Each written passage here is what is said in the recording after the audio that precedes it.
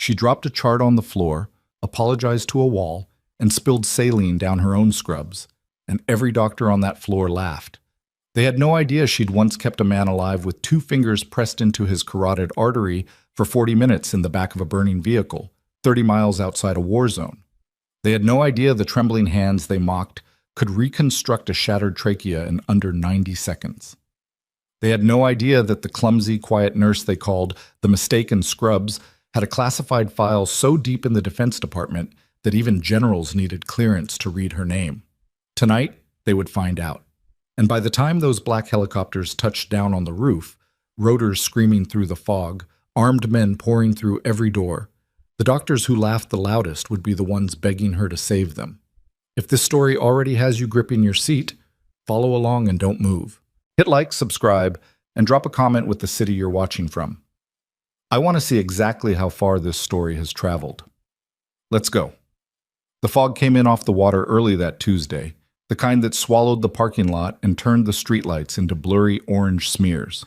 Harwick Memorial Hospital sat at the edge of Caldwell Bay like it always had. 8 stories of pale concrete and buzzing fluorescent lights, 3 emergency bays, 1 rooftop helipad, and a reputation for being the best trauma center within 100 miles of the coast. It was also, by most internal accounts, one of the most politically vicious hospitals in the state of Marlowe. Emily Tran arrived at 6:47 a.m., 13 minutes before her shift, with a travel mug of lukewarm coffee and a canvas tote bag that was fraying at one strap. She wore her dark hair pulled back tight, her scrubs one size too large, and her badge clipped at a slight angle she never bothered to straighten. She kept her eyes low when she moved through the lobby. She said good morning to the security desk and to the night shift aide pushing the linen cart, and she took the stairs instead of the elevator because the elevator made her feel trapped in a way she couldn't explain to anyone in this building. She'd been at Harwick for 14 months. In that time, she had learned where every supply cabinet was stocked, which attending physicians ran late, which charge nurses were running on 3 hours of sleep, and exactly how long it took to walk from the ambulance bay to the trauma suites at each pace, casual, fast, and sprint. She had not made a single close friend. That was by design. The third-floor nurses' station was already busy when she clocked in. Donna Marsh, the charge nurse on days, was on the phone and barely glanced up. 2 younger nurses, Priya and a new hire named Jules, were comparing notes on a patient in room 14. Emily took her assignment board, scanned it, and was already reading the first chart when she heard the voice she'd spent 14 months learning to tune out. "Oh, wonderful. Carter's here."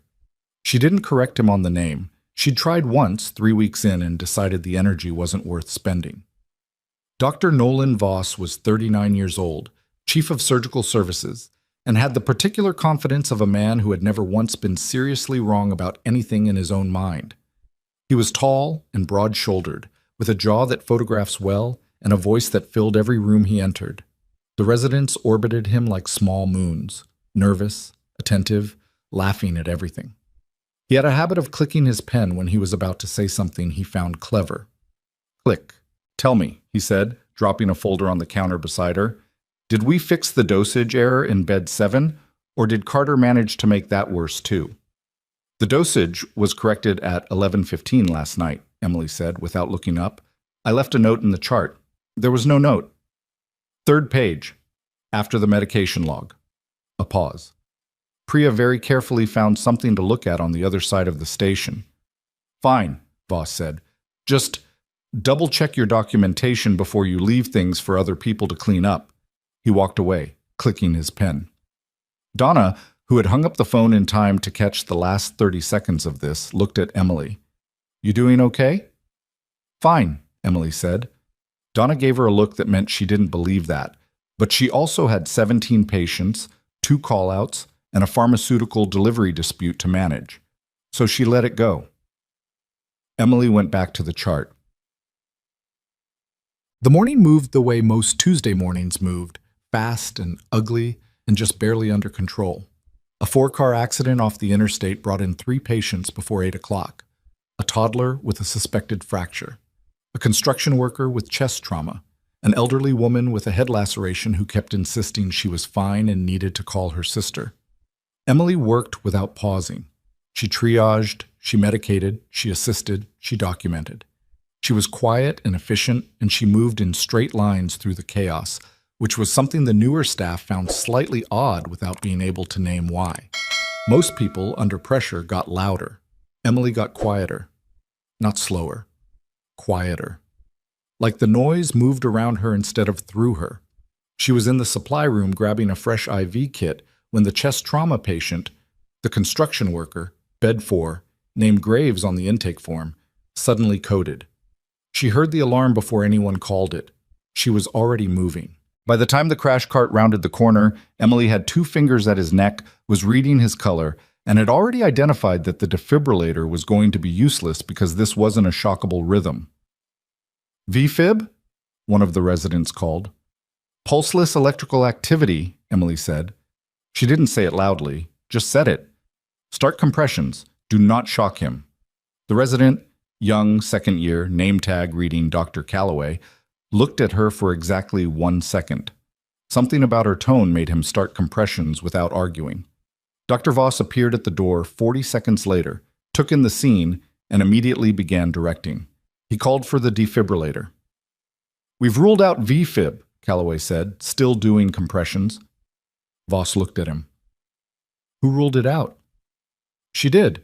Calloway nodded toward Emily, who was already drawing up epinephrine. Voss looked at Emily. There was a flicker of something. Not concern, not curiosity, more like irritation at having his entrance into a room undercut. "We don't know it's PEA without..."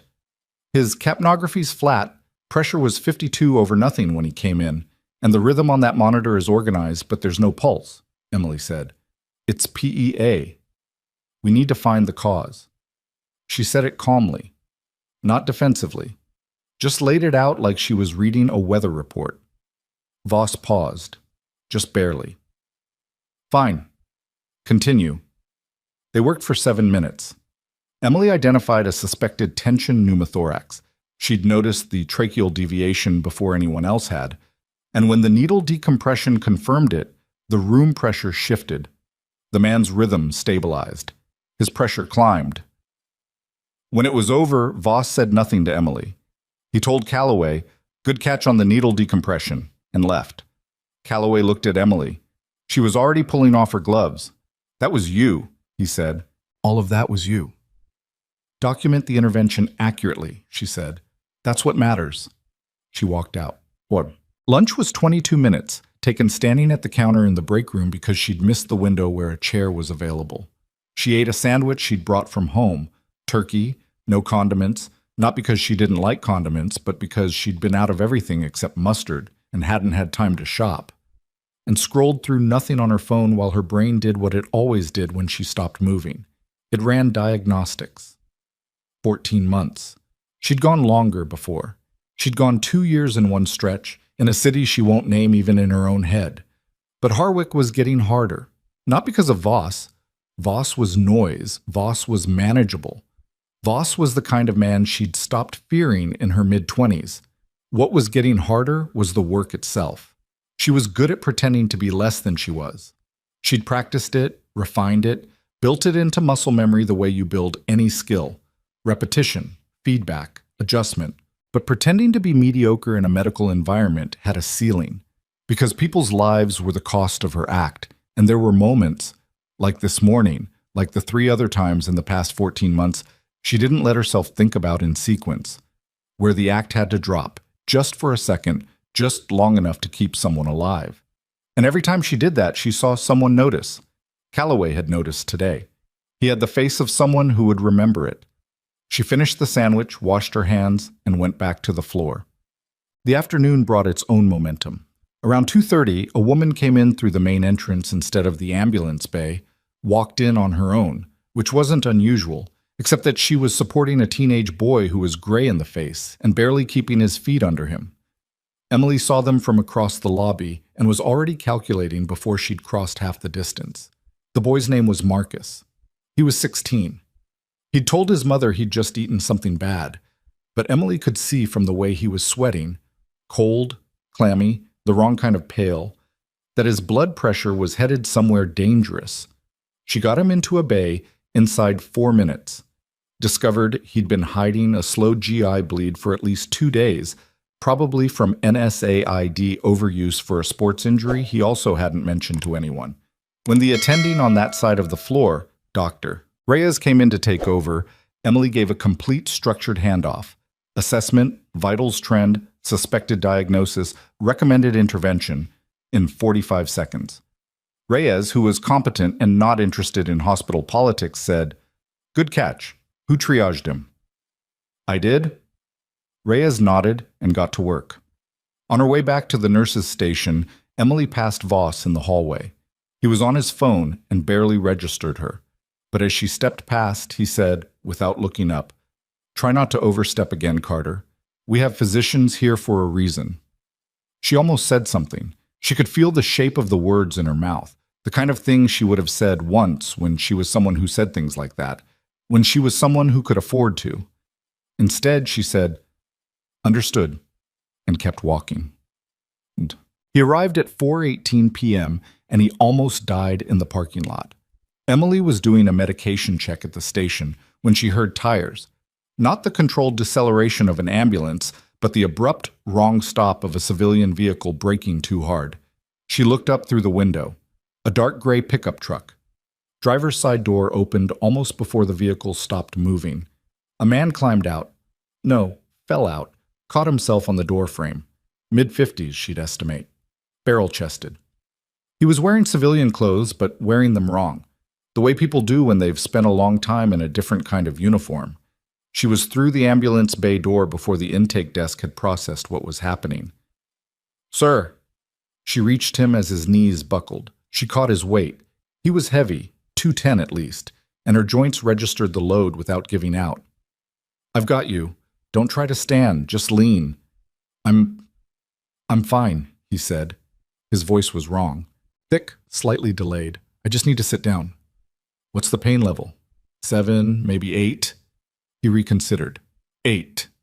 "Where?" "Chest, left side. Started in my arm about an hour ago." He looked at her. "I thought it was a muscle thing."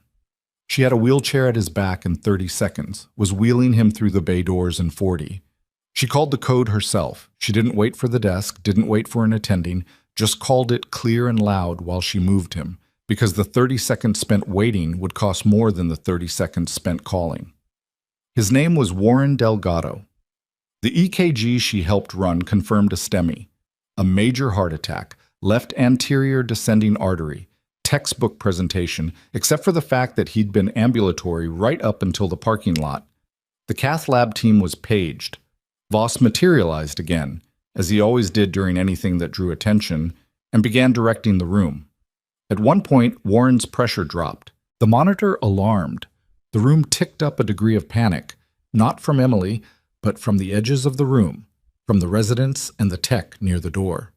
Emily was already adjusting. She'd been watching his pressure trend for the last 4 minutes, and she had the intervention ready before the number on the screen confirmed what she already knew. What she did next was not complicated if you'd done it 100 times in a field hospital with intermittent power and no backup.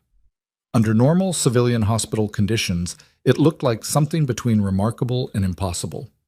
Voss watched. He didn't stop her. He also didn't help.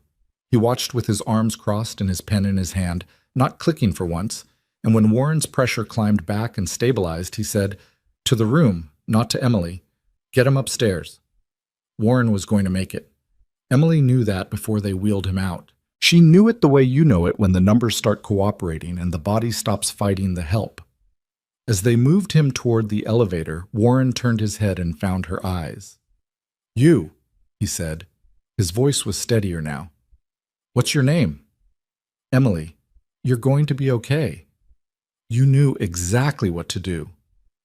"Cardiac protocol. Any nurse on this floor?" "No." His eyes were clear despite the medication. "Not like that." She looked away. "Rest. You need rest." The elevator doors closed. She replayed it afterward the way she always did, standing in the supply room with the lights off, which was the only place on this floor with no cameras in the corners. Not because she needed to hide, just because she needed 30 seconds where no one could watch her expression while she thought. She'd been too fast, too precise. Calloway had already noticed this morning, and now there were a room full of people who'd seen the afternoon, and Warren Delgado was alive and conscious and had looked at her like he recognized something she'd worked very hard to bury. She needed to be more careful.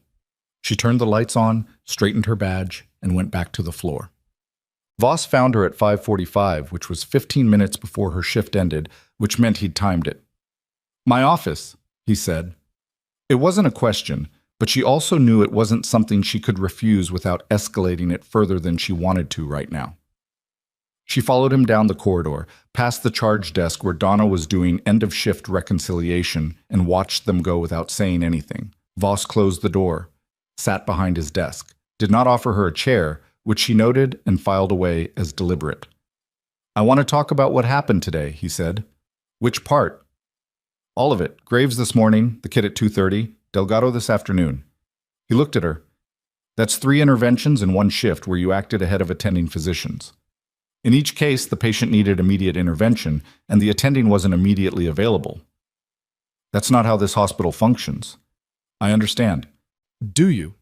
Because from where I'm sitting, you've been doing this for a while. Small things I can overlook. Today wasn't small." He leaned back. "I've been reading your employment file. Your background is—" He paused, searching for the word he wanted. "Limited. Community college program, regional hospital, a 2-year gap that's vague at best. And yet you function like someone with 20 years of trauma experience." He held her gaze. "Who are you, actually?" The question sat in the air between them. She'd rehearsed answers for this. She had 3 different ones, calibrated for 3 different versions of this conversation. She selected the appropriate one, delivered it with the appropriate amount of hesitation, not too much, not too little, and watched him decide whether he believed it. He didn't believe it. She could see that. But he also couldn't prove it, and the hospital's legal exposure on wrongful action was significant enough that he'd need more than suspicion. "I'm going to be watching you," he said. "One more incident where you overstep your scope, and I'll go to Hale." Dr. Marcus Hale was the chief medical officer of Harwick Memorial. She'd had exactly 6 conversations with him in 14 months. Brief, administrative, nothing personal. He was the kind of man who paid close attention to things people didn't intend him to see. She'd been careful around him specifically. "I understand," she said again. "Good." He picked up his pen. Click. "That's all." She left. In the hallway outside, she let out a slow breath through her nose.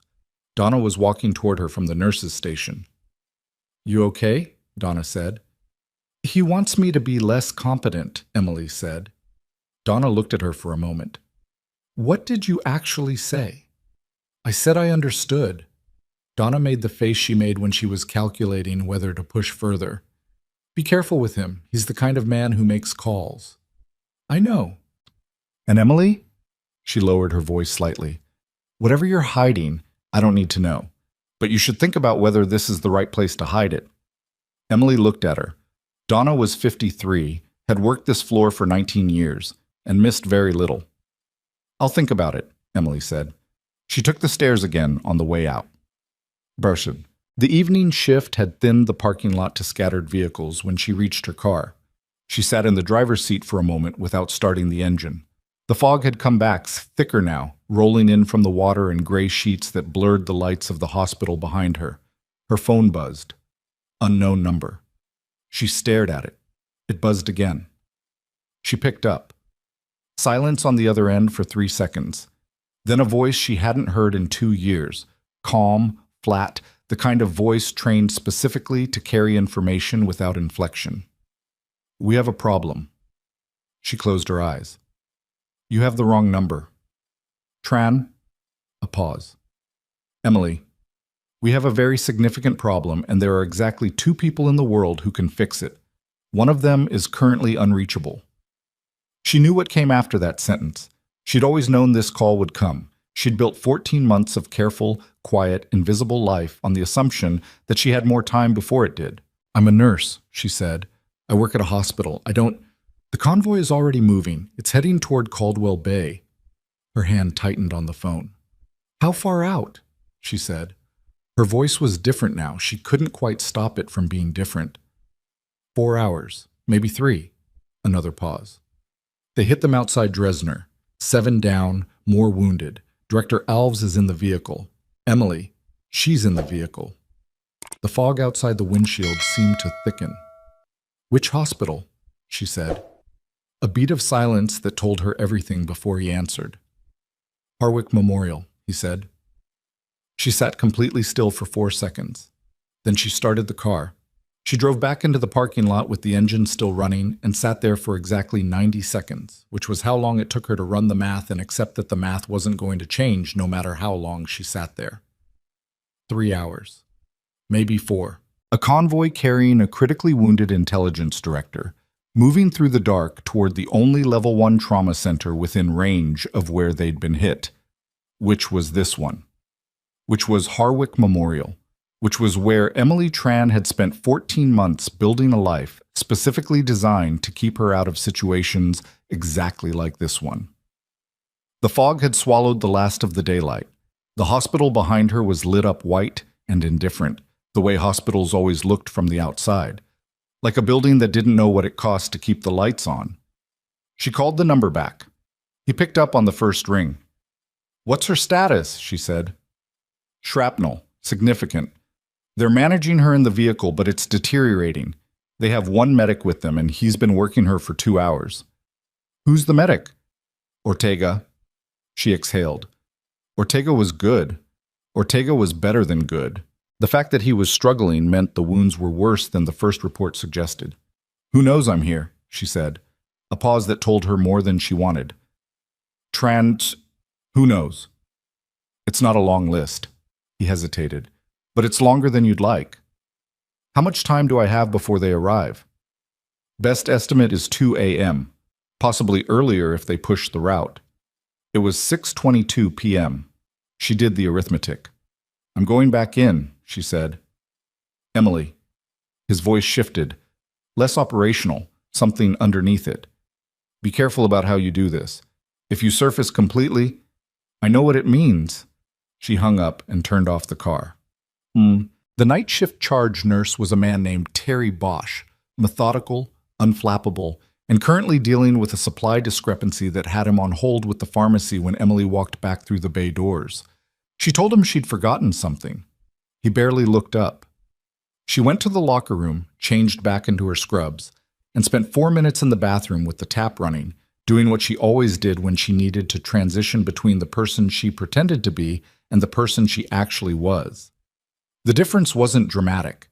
It wasn't a physical transformation. It was quieter than that, a kind of internal rearrangement, like furniture shifted 2 inches to the left. The same face in the mirror, the same tired eyes, but something behind them that had been sitting at a low idle for 14 months finally came off the governor.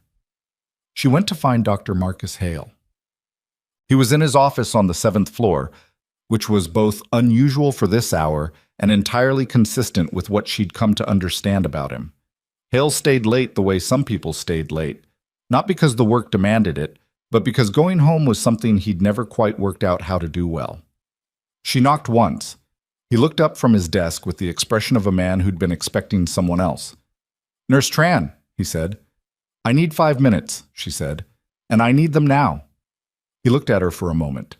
He was 61, compact, with close-cropped gray hair and reading glasses pushed up on his forehead.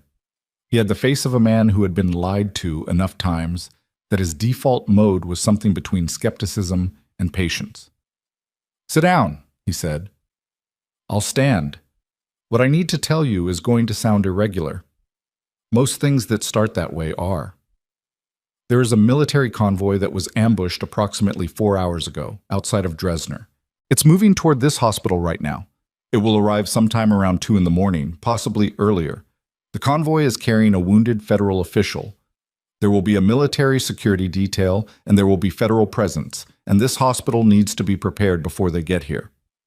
Hale took his glasses off his forehead and set them on the desk. He did not say anything for a long moment. "How do you know this?" he said. "I can't explain that in a way you'll find satisfying right now." "Try." "I have contacts, former contacts, in a context I don't work in anymore. One of them reached me tonight. The information is credible. I need you to trust that without the context." He studied her. The reading glasses sat between them on the desk like a punctuation mark. "You're a nurse on my third floor," he said, not accusing, just stating. "Yes. And you have contacts in military intelligence." "Former contacts. Yes." "Emily." He said her name carefully, like he was testing its weight.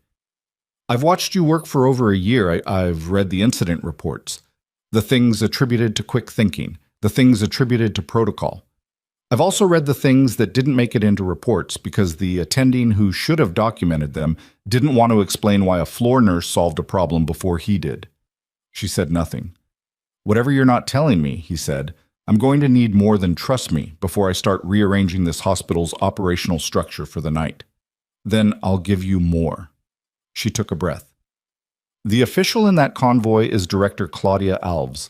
She runs an intelligence division whose name you won't find in public records. She was targeted specifically. The ambush was not random, which means whoever organized it may not be done. If that convoy arrives at this hospital and the wrong people know she's here, the risk doesn't stop with the vehicle." Hale was very still. "You're telling me this hospital could become a target," he said. "I'm telling you to prepare for that possibility. Yes." He was quiet for 11 seconds. She counted. "What do you need?" he said. She needed 3 things, and she got all 3 within 40 minutes, which was faster than she'd expected, and spoke to something about Hale that she filed away and respected later. The first was access, not to her own floor but to trauma bay coordination, which put her in the operational loop without requiring her to explain why. The second was a quiet conversation with hospital security about external perimeter protocols, which Hale facilitated without fanfare, framing it as a routine contingency drill update. The third was harder. She needed to talk to Terry Bosch without telling him anything she wasn't ready to say out loud, in a building with thin walls and a staff that communicated at the speed of rumor. She found him at the nurses' station at 7:40. "There may be a mass casualty situation developing tonight," she said, low, direct. "Multiple trauma patients, military adjacent. I don't have authorization to brief you fully yet, but I need you to know. If I give you an instruction tonight that sounds like it's above my pay grade, there's a reason." Terry looked at her over the top of his reading glasses. He was 58 and had worked ICS and ERs and combat support hospitals. She knew the last part from a conversation they'd had once, briefly, about a mutual familiarity with field conditions that neither of them had elaborated on. "How bad?" he said. "Could be significant. You want me to pull in backup staff?" "Quietly. Don't explain why. If you have staff who don't rattle easily, get them in." He nodded once. He didn't ask her how she knew. She liked him for that. She went back to the 3rd floor, changed a dressing on a post-op patient in room 9, updated 2 charts, and checked her watch 4 times in 20 minutes without letting anyone see her do it. At 8:15, Voss reappeared. She hadn't expected him until the next morning, but he was back in the building. She could tell by the way the energy shifted on the floor, the way the residents pulled slightly straighter, and the nurses found reasons to be occupied. He had a way of making rooms aware of him before he physically entered them. He found her at the medication cart. "You're still here," he said. "Terry needed coverage." "I thought you finished at 6. "I did. I came back." He looked at her the way he'd been looking at her all day. Like a puzzle he was annoyed to find interesting. "We're going to have that conversation with Hale," he said. "Not tonight, but soon." "I know. I'm serious, Carter." "I know you are." She turned back to the cart. "I'd appreciate it if you used my actual name." A pause. Short, but the kind that had texture.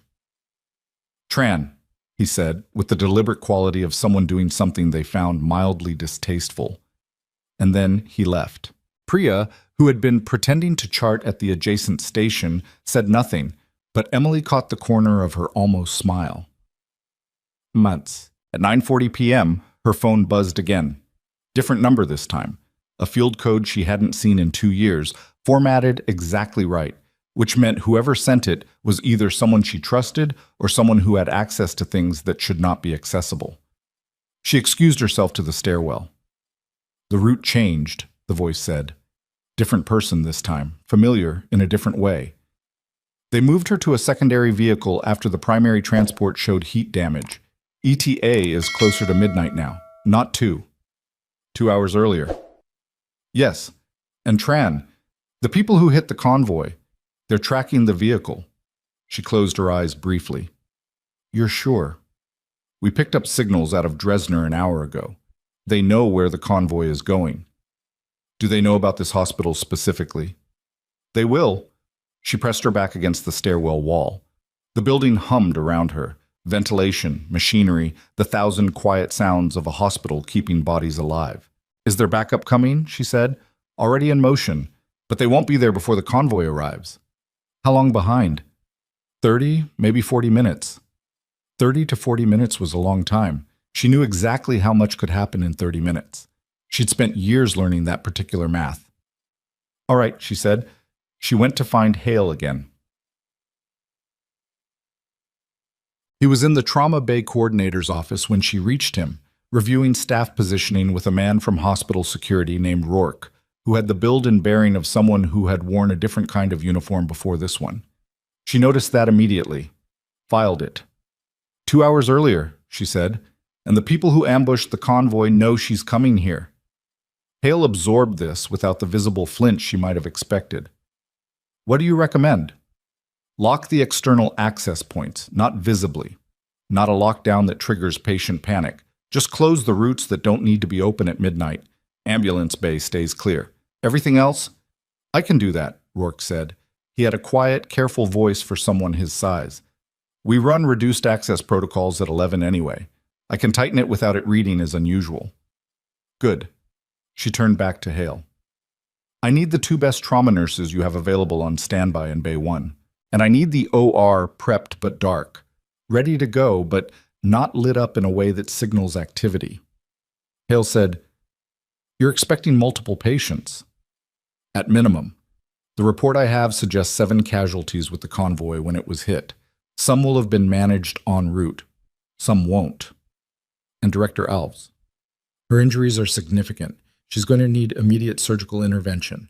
The medic keeping her alive right now is good, but he's been running on borrowed time for hours. Hale looked at Rourke. Something passed between them. Quick, the kind of look that meant they'd worked together long enough to communicate without sentences. I'll make the calls, Hale said. She nodded. She was almost out the door when he said her name. She stopped. What else are you not telling me? He said. Not hostile, not even suspicious exactly. Just careful. She considered how to answer that. The honest version was long and complicated and required disclosures she wasn't in a position to make unilaterally. The short version was true enough. Enough to keep us both busy tonight, she said. Everything you need to know, you know. She left. Prost. The next 90 minutes moved the way time moves when you're waiting for something bad. Simultaneously fast and unbearable. The minutes stacking up while every small sound from outside sharpened. Emily worked. She checked the trauma bays, confirmed supply levels, reviewed the chart on every active patient on the floor, and identified the 2 most stable who could be moved to free up room if the situation required. She talked to the nurses Hale had pulled in, a man named Decker, who had an Army Reserve patch on his personal jacket, hanging in his locker, which she noticed and did not comment on. A woman named Saris, who worked surgical ICU and had a stillness about her that Emily recognized. At 10:55, Voss came back. He was walking with intention, the kind of intention that meant someone had said something to him. He went directly to Hale's office. She couldn't hear the conversation, but she didn't need to. She could read the posture through the glass panel in the door. Voss was not pleased. Hale was not explaining himself. They were very briefly at an impasse. At 11:08, Voss came out and found Emily at the nurse's station. You went to Hale, he said. Yes. You told him? He stopped himself, recalibrated.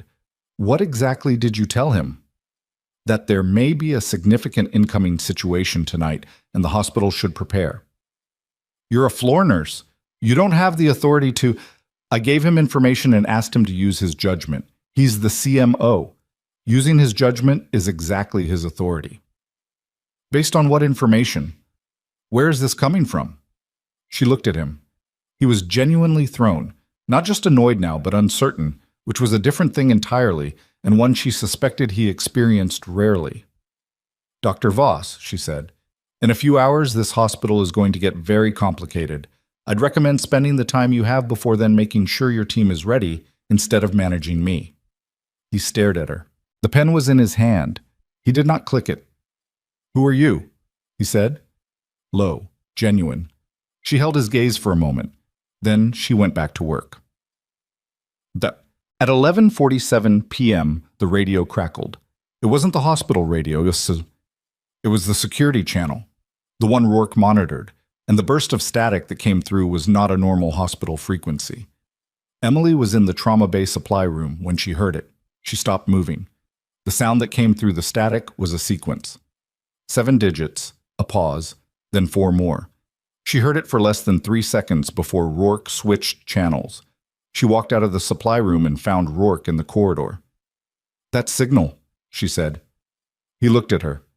His expression did something careful and complicated. "What about it?" he said. Not a question. "It's a field coordination code. DOD adjacent.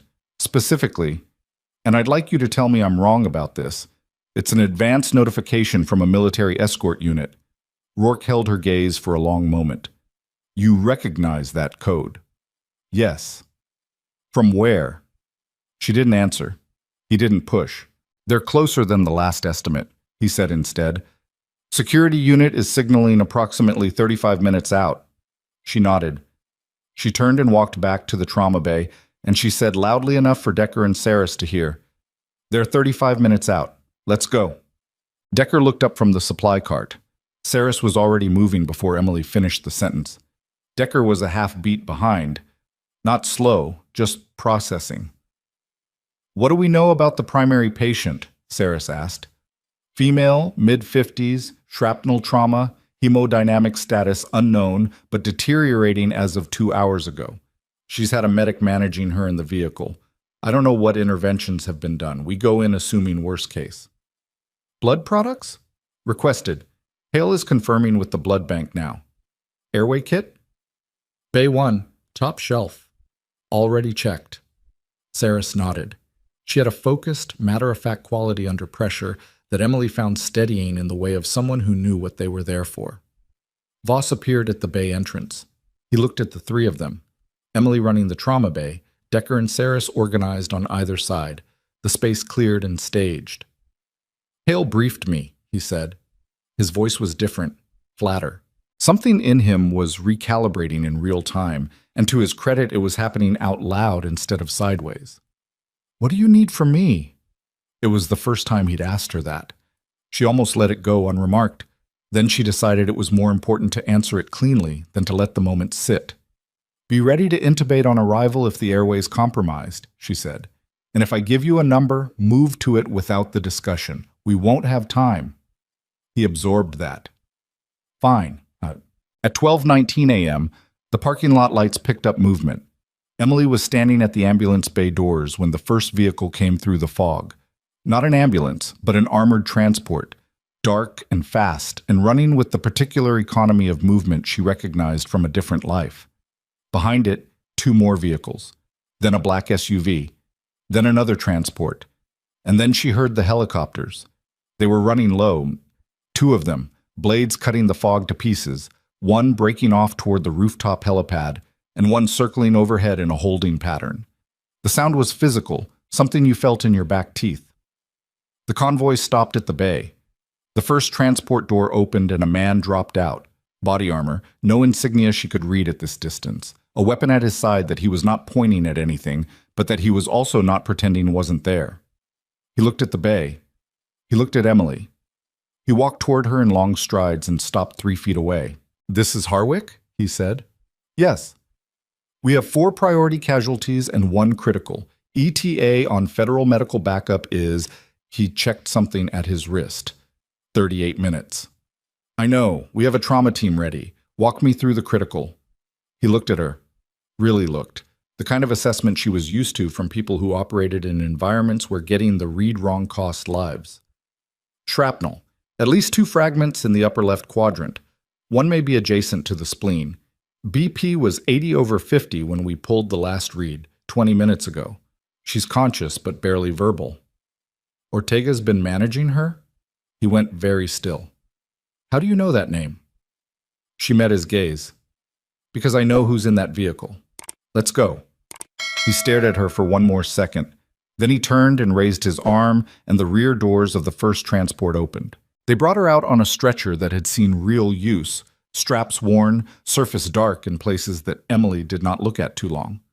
Claudia Alves was a compact woman with gray-streaked hair and a jaw set hard against the pain, her left side wrapped in field dressings that had done their job but were not going to keep doing it much longer. A man beside her, Ortega, she knew without being told, because of the way he held the IV line and the controlled desperation in how he moved, was giving rapid-fire vitals as they pushed through the bay doors. Emily was alongside the stretcher before it cleared the doorframe. "What did you give her?" she said. "Morphine, initial dose on scene. I backed off when pressure dropped. TXA, 2 doses.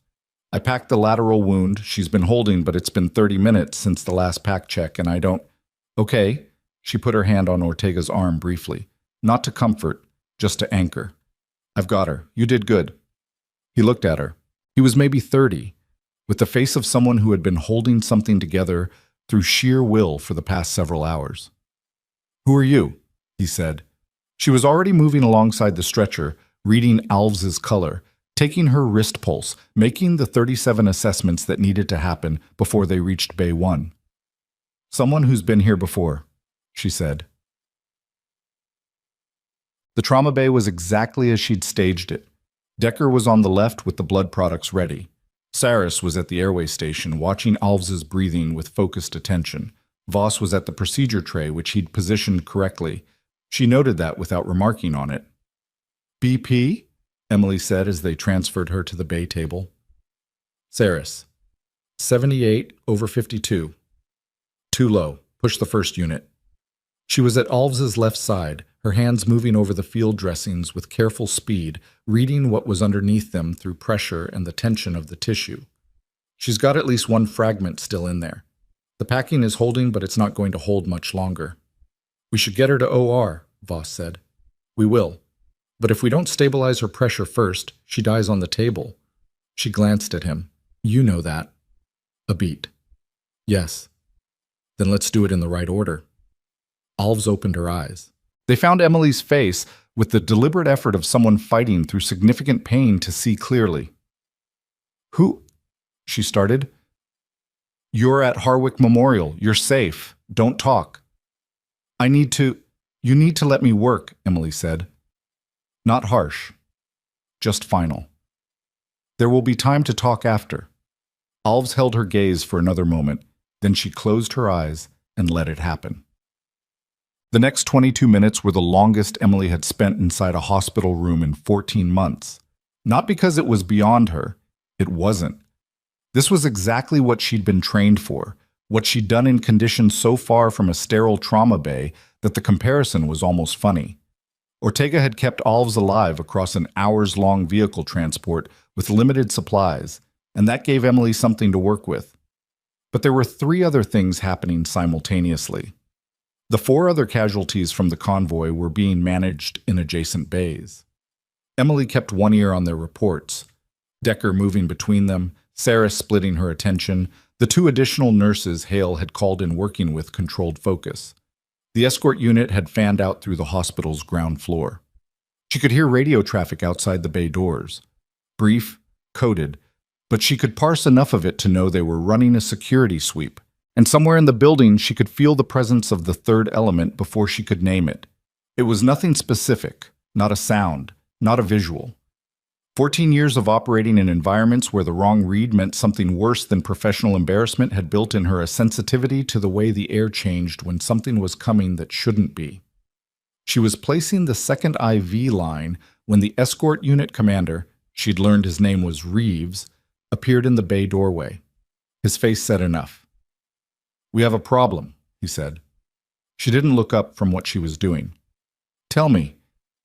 2 of our perimeter signals dropped out 60 seconds ago, external northwest corner. Her hands did not stop moving. "Someone cut them." or jam them. Either way, we have people who followed the convoy.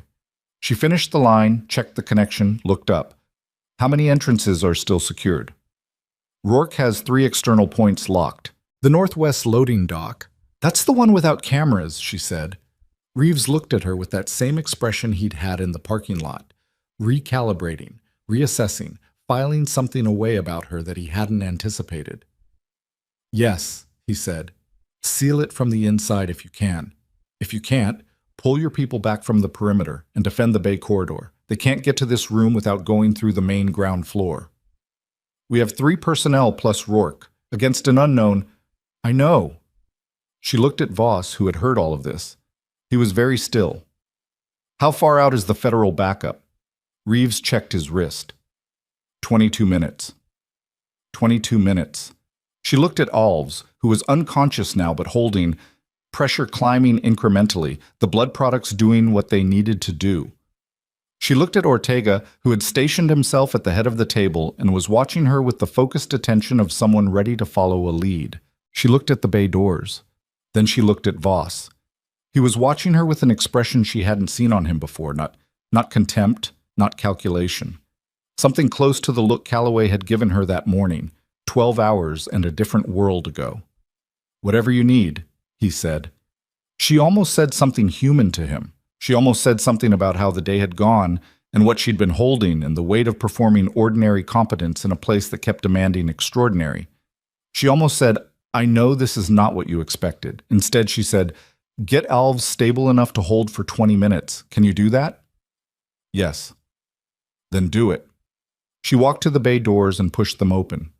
The corridor outside was empty. The lights were on their overnight setting, dimmed but functional, the fluorescents doing their flat, relentless job. Somewhere at the far end of the hall, she could hear Reeves on the radio, low and quick. And from somewhere below her, from the direction of the northwest stairwell, which was the stairs nobody used because they came up through the loading dock and came out behind the utility corridor, she heard a sound. Not the building settling, not the ventilation system. Something deliberate, something quiet. Something that was trying very hard not to be heard and almost succeeding. She stood in the hallway of Harwick Memorial Hospital, 14 months of a carefully constructed ordinary life dissolving behind her, and listened to the sound of people who had come here to finish what they'd started on a road outside Dresner. She reached into the pocket of her scrubs. Her hands were steady. They were always steady. She thought about Warren Delgado, who had looked at her in the elevator and seen something she hadn't meant to show him. She thought about Calloway, who had started compressions without asking why. She thought about Donna, who had told her to think about whether this was the right place to hide. The sound from the stairwell came again. Closer now, more than one source, moving upward with the careful patience of people who intended to finish a job. And Emily Tran, who had spent 14 months being the nurse who dropped things and stumbled over words, and let men like Voss define the ceiling of what she was allowed to be. Emily Tran took a step toward the stairwell door, and then another. And then she was moving, and she was not stumbling, and there was nothing careful or hidden or diminished about how she moved through that corridor. She reached the stairwell door. She put her hand on the handle. From behind her, down the corridor, she heard Reeves. Tran, don't... She opened the door. 2 figures on the landing below. Black tactical gear, faces covered, moving up with weapons raised. They froze when the door opened, a half-second of recalibration, the fraction of a moment between recognition and reaction. It was enough. She moved. The first man reacted fast. Not fast enough. Emily had the door open less than a second before he brought his weapon up, and she was already inside his reach by the time the barrel cleared his body. She didn't fight the weapon. She moved with it, redirected the angle, and put her elbow into his throat with the compact economy of someone who had done this in darker places than a hospital stairwell. He went down hard against the landing rail.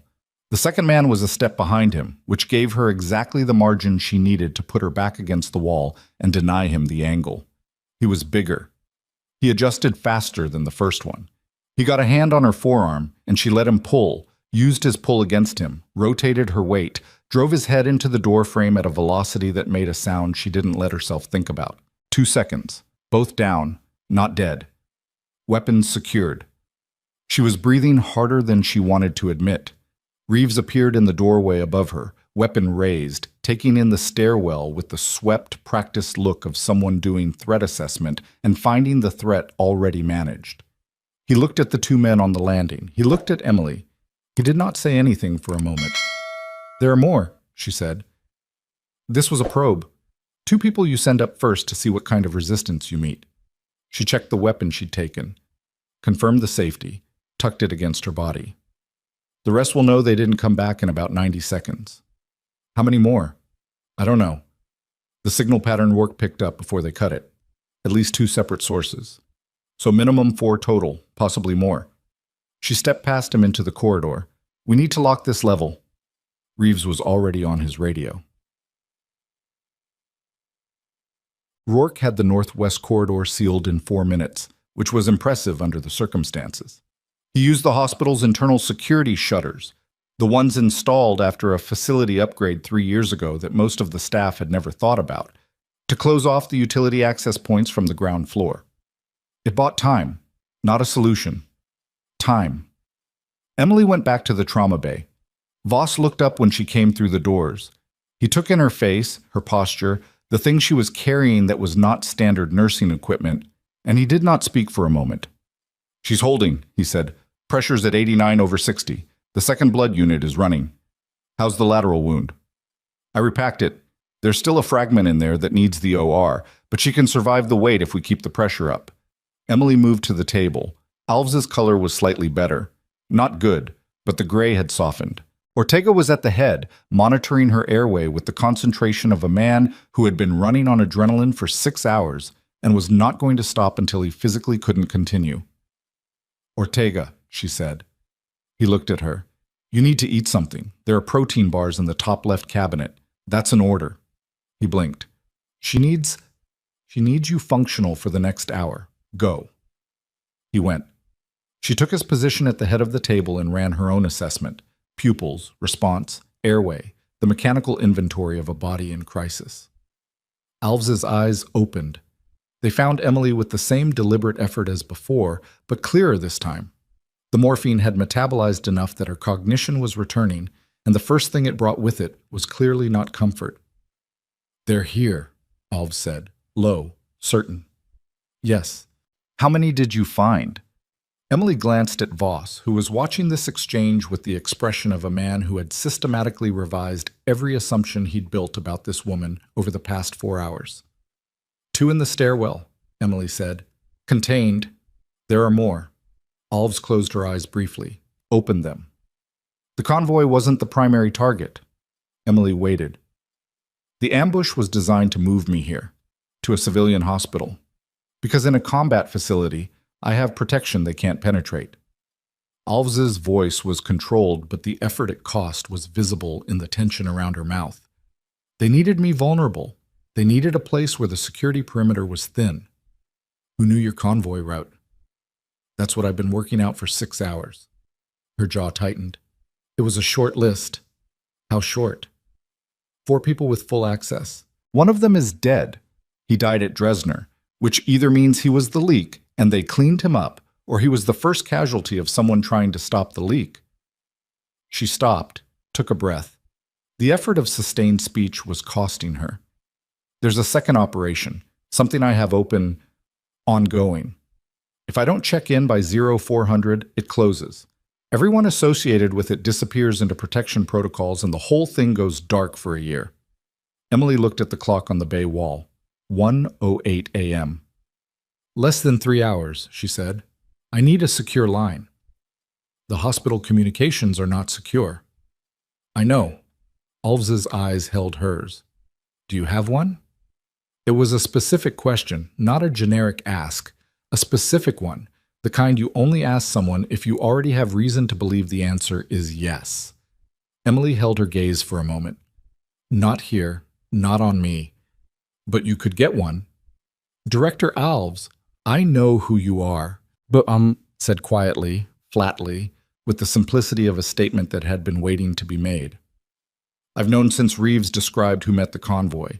He described how you moved, how you assessed, what you said. There are 17 people in the world who would handle that bay arrival the way you did, and I've read the file on all of them. A pause. Most of them are still active.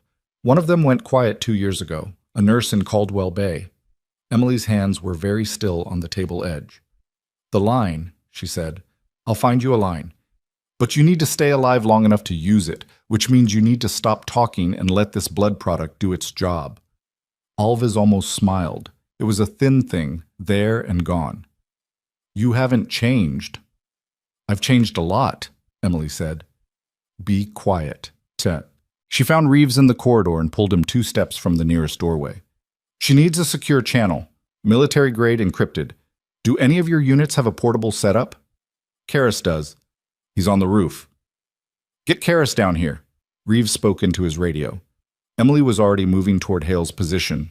He'd relocated to the security hub near the nurses' station, running the internal communications with Rourke while managing the patient status flow from 3 separate bays. The federal backup, she said. Hale checked his phone. 15 minutes out, maybe 12. They've got a full team. I was told to expect FBI and DOD. When they arrive, I need the ground floor cleared for their entry. Don't let them come through the main lobby. The northwest corner is where the breach happened, and if there are more of them already inside the building, Rourke is sweeping the ground floor now. He has 2 of Reeves's people with him. All right. She looked at him. He looked back. He had the face of a man who was doing something very different from what he'd expected to be doing at 1 in the morning, and was handling it with the kind of steady competence that doesn't get celebrated because it rarely fails visibly. Are you going to tell me who you are? He said. Not accusatory, genuinely asking, with the tone of a man who'd accepted he'd needed the answer since at least 9 o'clock. After tonight, she said. I'll tell you after tonight. He nodded. Fair. She went back to the trauma bay and she almost reached the doors. The sound that stopped her was not loud. A single bang, something heavy, metallic, the controlled violence of a forced entry from the east side of the building. Then voices on Rourke's radio, too fast to parse from this distance, but the tone carried enough. They were inside. Reeves was already moving when she hit the corridor. 2 of his people came from the direction of the stairwell at a run, positioning at the bay corridor junction. East service entrance, Reeves said. He was not panicked. His voice had gone flatter, the way trained people's voices went when the situation moved from preparation into execution. At least 3. Rourke's team has eyes on one of them. The other 2 broke off. They're going for the bay, Emily said. We don't know. They know exactly where she is. They've known since the convoy arrived. 2 broke off because one goes for the primary target and one goes for the backup objective. She was already calculating the building geometry in her head. The east service entrance came up through the pharmacy corridor which connected to the patient wing, which had a secondary access point to the trauma bay corridor at its far end. The secondary objective is the communications room. They want to cut our ability to coordinate before the federal team arrives. Reeves absorbed this in about 1 second. Peterson, he said into his radio, get to the comms room, ground floor northwest. A burst of static. Then Peterson's voice, tight. Contact, east corridor. I've got... Static again. Reeves looked at Emily. How many of your people do you have functional? She said. 4, minus Peterson. 3 then, and Rourke. And Rourke, plus whatever you are. I need one of yours on the bay door. Nobody gets in that room except Hale and the federal team. She looked down the corridor. The comms room is secondary. If they cut it, they cut it. The backup line Karras is bringing is what matters now. And the 3rd operative? The one heading for the bay? I'll handle the approach corridor. Reeves stared at her. By yourself?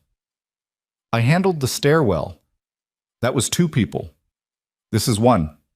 She checked the weapon she'd taken. 17 rounds, standard load. More than she needed, hopefully. Position your people and get Karras moving. Clock's running. She didn't wait for his response.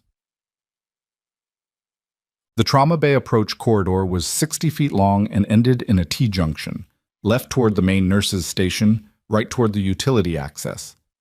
Emily moved down it with her back to the wall, keeping to the shadow where the overnight lighting dropped between fixtures. The building's normal sounds were still running underneath everything, Ventilation, the distant alarm of a monitor in one of the patient rooms, the structural hum of a building that didn't know it was a combat environment. She stopped at the junction, listened. Footsteps. One source. Coming from the right. The utility access, which meant they'd come through the service entrance and navigated to this corridor without triggering anything Rourke's remaining unit had caught. Smart. Methodical. She controlled her breathing. The figure came around the corner moving fast, weapon up, scanning, and she was already pivoting out from the wall. The next 8 seconds were not clean or cinematic. There was a collision, a struggle over the weapon that she won partially and lost partially. She got the gun but took an elbow to the face that made the corridor tilt. She hit the wall, used it to push back, and the man was larger than her by 60 pounds and knew how to fight. He got a hand around her wrist. She dropped the weapon deliberately, drove her knee into his lateral quad muscle. Not a finishing move, but it bought her a second. And when he compensated for it, she put the heel of her palm into his nose. He staggered. She had the weapon back. She pressed it to his throat and said low and flat, "Stop!" He stopped. He was breathing hard. So was she. Her cheek felt swollen already, and she was going to have a spectacular bruise by morning, assuming she made it to morning. "On the floor," she said. "Hands." He went down. She zip-tied his wrists with the restraints Reeves had handed her before she'd moved. Practical, unglamorous. And then she was on her feet and moving, because the clock on the wall in her head said the federal team was minutes out, and there was still Alves to get to the OR. She was halfway back to the trauma bay when Voss's voice came through the internal radio, sharp and stripped of everything professional. "She's crashing. Bay 1. Get here now." The trauma bay was organized chaos when she pushed through the doors. Voss at the table, hands working, Saris pulling a second crash cart, Decker calling vitals that were not cooperating. Alves had gone hypotensive, her pressure dropping below the threshold that the packing and the blood products had been holding back for the past 40 minutes. "She's bleeding faster," Voss said. He didn't look up. "The fragment must have shifted. We're losing her if she doesn't go to OR right now." "Can she survive the transport to the OR?" "She can't survive staying here." Emily looked at the clock. The federal team, the OR, which Hale had kept dark and ready, the corridor, which now had one operative down and potentially others she hadn't accounted for. "Ortega," she said. He was back at the head of the table. "Airway stays. You don't let it go for any reason." "Copy." "Saris, push the third unit on the move. Get the IV pump on the cart." "Already on it." She looked at Voss. He was looking at her, not with the expression of a man managing a nurse, with the expression of someone waiting for a call from someone who knows more than he does, which was a different thing, and which she registered as a small shift in the architecture of this night. "I need you in the OR," she said. "I'm going to be in the corridor until the federal team arrives. If we take fire getting her there, we're moving a critical patient through a corridor that might have active." "Yes, so we move fast and we don't stop." She pulled the cart release with one hand. "Ready?" He wasn't ready. Nobody in that room was ready for what this night had become.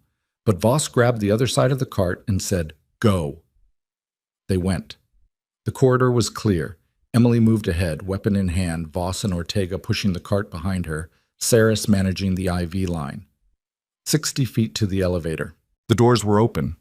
Hale had held them, standing at the panel with the expression of a man who had also stopped being the version of himself he'd been that morning. They got in. The doors closed. In the elevator, in the 10 seconds it took to reach the 4th floor, nobody spoke. Alves's monitor beeped. Irregular. Unhappy. Ortega kept his hands exactly where they needed to be. Voss stared at the ceiling panel above the table with the focused blankness of someone running scenarios. Emily watched the floor indicator. 3, 4. The doors opened onto the surgical floor, and standing in the hallway, in tactical gear with federal badges visible, were 6 people who had not been there 20 minutes ago. The lead figure, a woman, dark hair, wearing a jacket with DOD credentials on the chest, looked at Emily, at the weapon, at the patient on the cart, at the scene with this particular snap focus of someone who had been briefed but was still recalibrating for what they'd actually arrived to find. "Tran?" the woman said.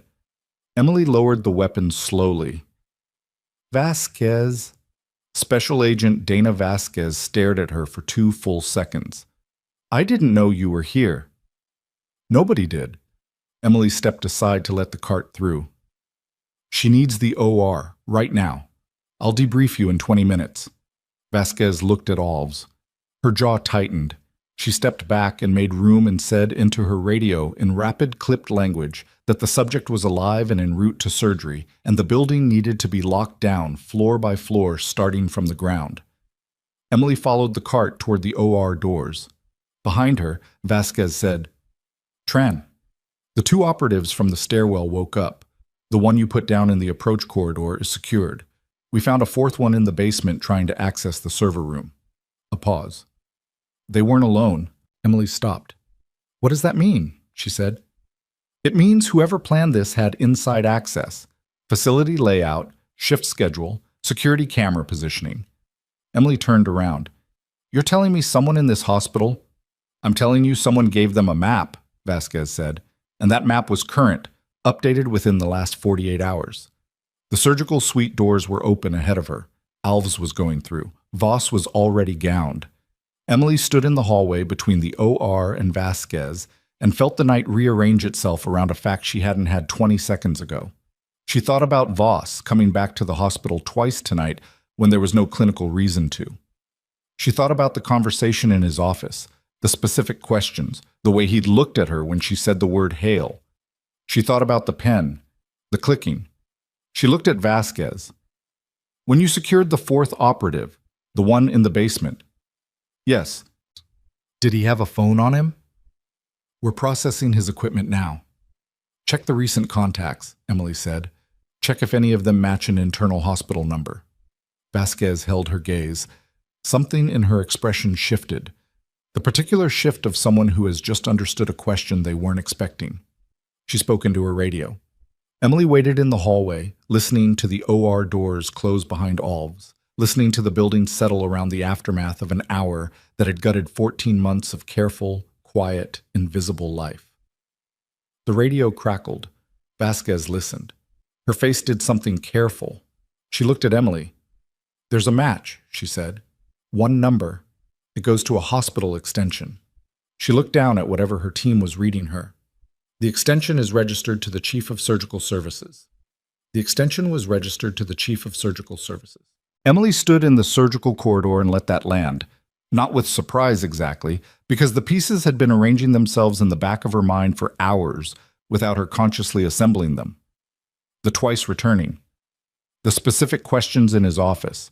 The way he'd looked at her when she named Hale, when she took control of the bay. When she moved through this building like someone who knew what she was doing. The irritation that had something underneath it. Not just ego, not just territorial medicine, but something that looked, in retrospect, more like concern. Not concern for the patients, concern about what she might find. Vasquez was watching her. "You knew him." "I worked with him." Emily's voice came out flat. "Every day for 14 months. "Did you have any indication?" "No." She stopped, reconsidered. "He asked me tonight who I was, directly, in a way that people don't usually ask unless they already have a reason to." She looked at the OR doors. "He's in there right now, with Alves." Vasquez moved before she finished the sentence. Emily was a step behind her, through the OR doors and into the scrub corridor, and Vasquez already had 2 of her team flanking the inner door. She pushed through without knocking. The OR didn't work that way. The protocols went out the window under a federal badge and a specific kind of urgency, and Emily came in behind her. The room was mid-procedure. Alves on the table, draped, her chest open in the way that turned a human body into a technical problem. Voss was at the primary position, hands inside the field, 2 surgical residents flanking him. The anesthesiologist at the head, a woman named Park, who was looking at the new arrivals with sharp alarm. Voss looked up. He saw Vasquez. He saw the badge. He saw Emily. His hands did not move. He did not step back from the table. A surgeon in the middle of a procedure has a particular leverage. You can't pull someone out of an open chest without killing the patient. And whatever else Voss was, he was enough of a clinician to know that, and possibly to be counting on it. "I'm in the middle of something," he said. I can see that, Vasquez said. Finish it. Don't leave this room. Am I under arrest? You're under federal hold pending interview. When this patient is closed, you'll come with me. The OR was silent except for the monitors. Park looked at Voss, then at Vasquez, then made the decision that anesthesiologists make in situations where the room has become something other than a room. She focused on her panel and stayed there, because her job was to keep this woman breathing, and that job did not change based on what was happening around it. Voss looked back down at the field. His face was controlled. She'd give him that.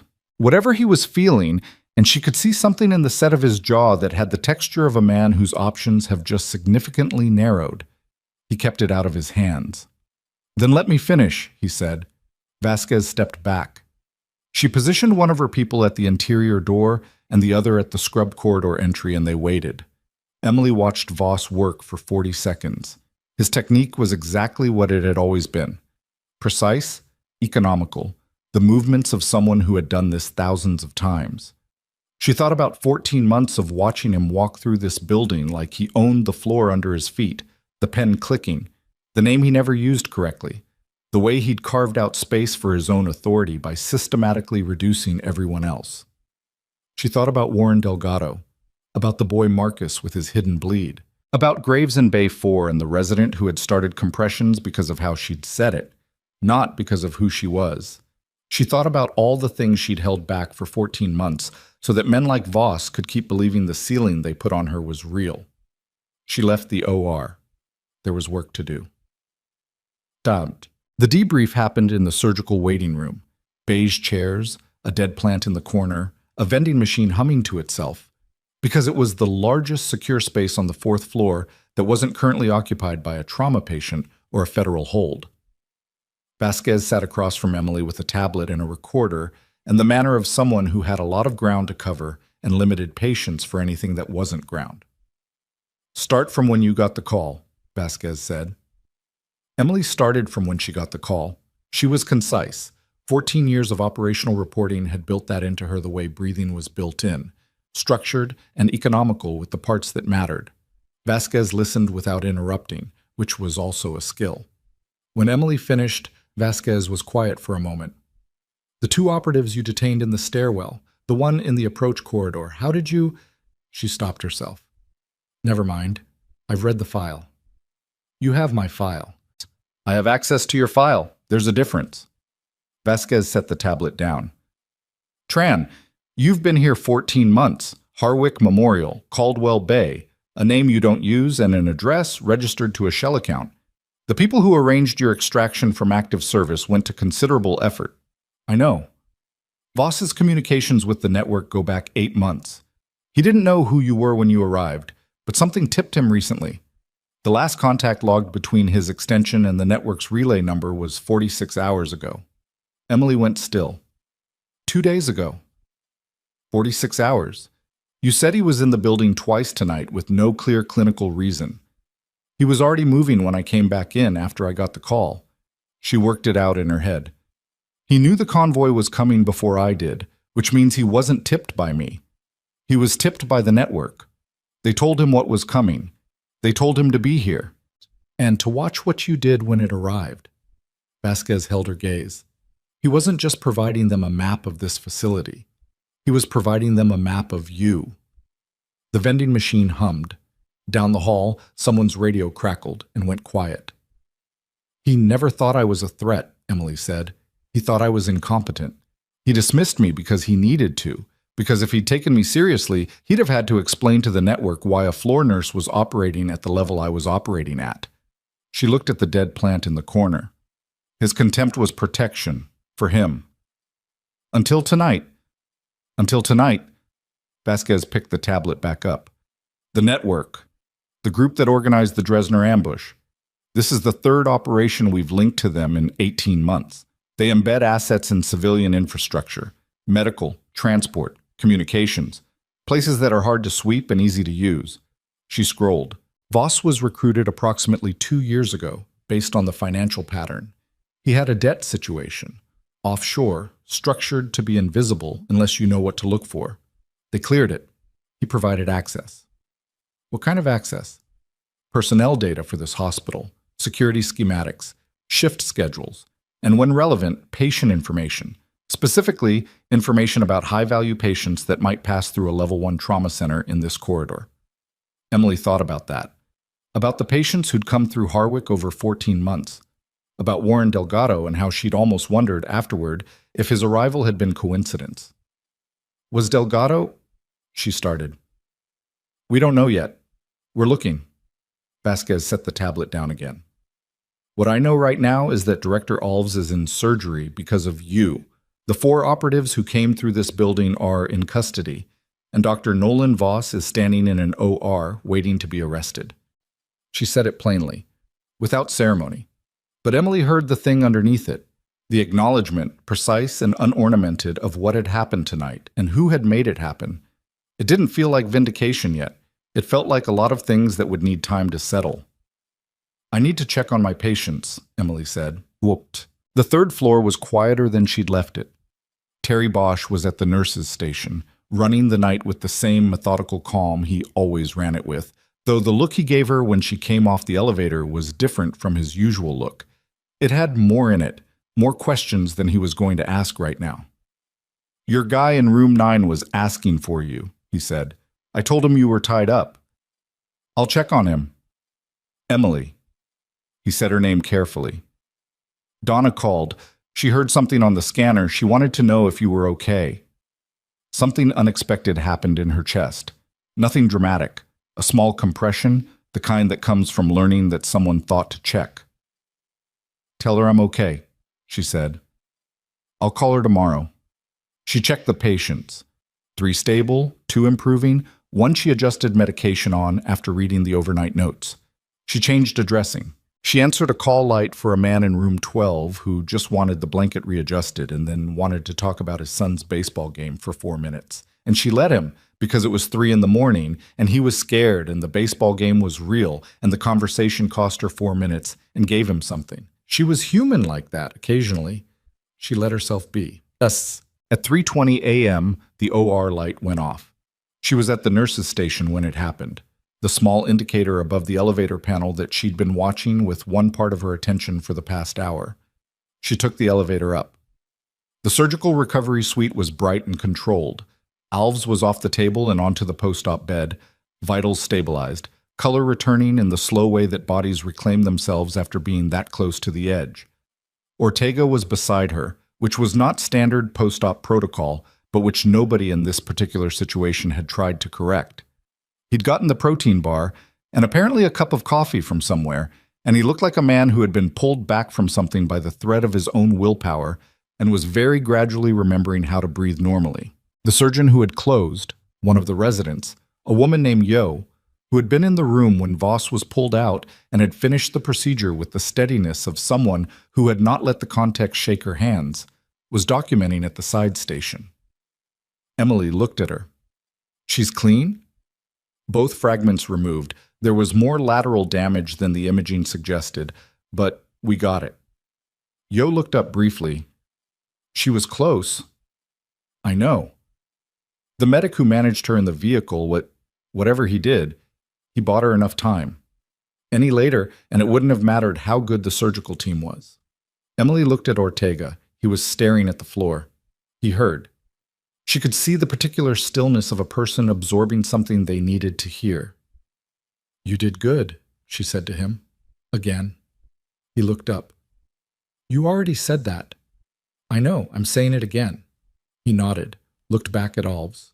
The exhaustion was settling into his face now, the way it always did when the emergency was finally, technically, over, the body remembering all the hours it had spent not acknowledging itself.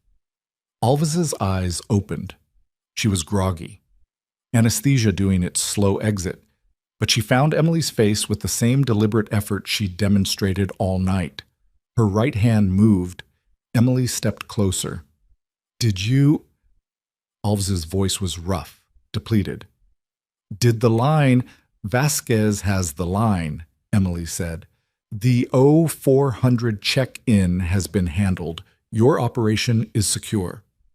Alva's eyes closed, not out of pain, something releasing the last held tension of a night that had tried very hard to end differently. "Voss," she said, one word. "In federal custody. Vasquez has him." A pause. Was it him all the way, or was he used? Emily said. "I think mostly used. But he made a choice, the debt, the contact, the map he gave them. Those were choices." She watched Alves's face. "He's not the top of it." "No." Alves opened her eyes again. "Not close to the top."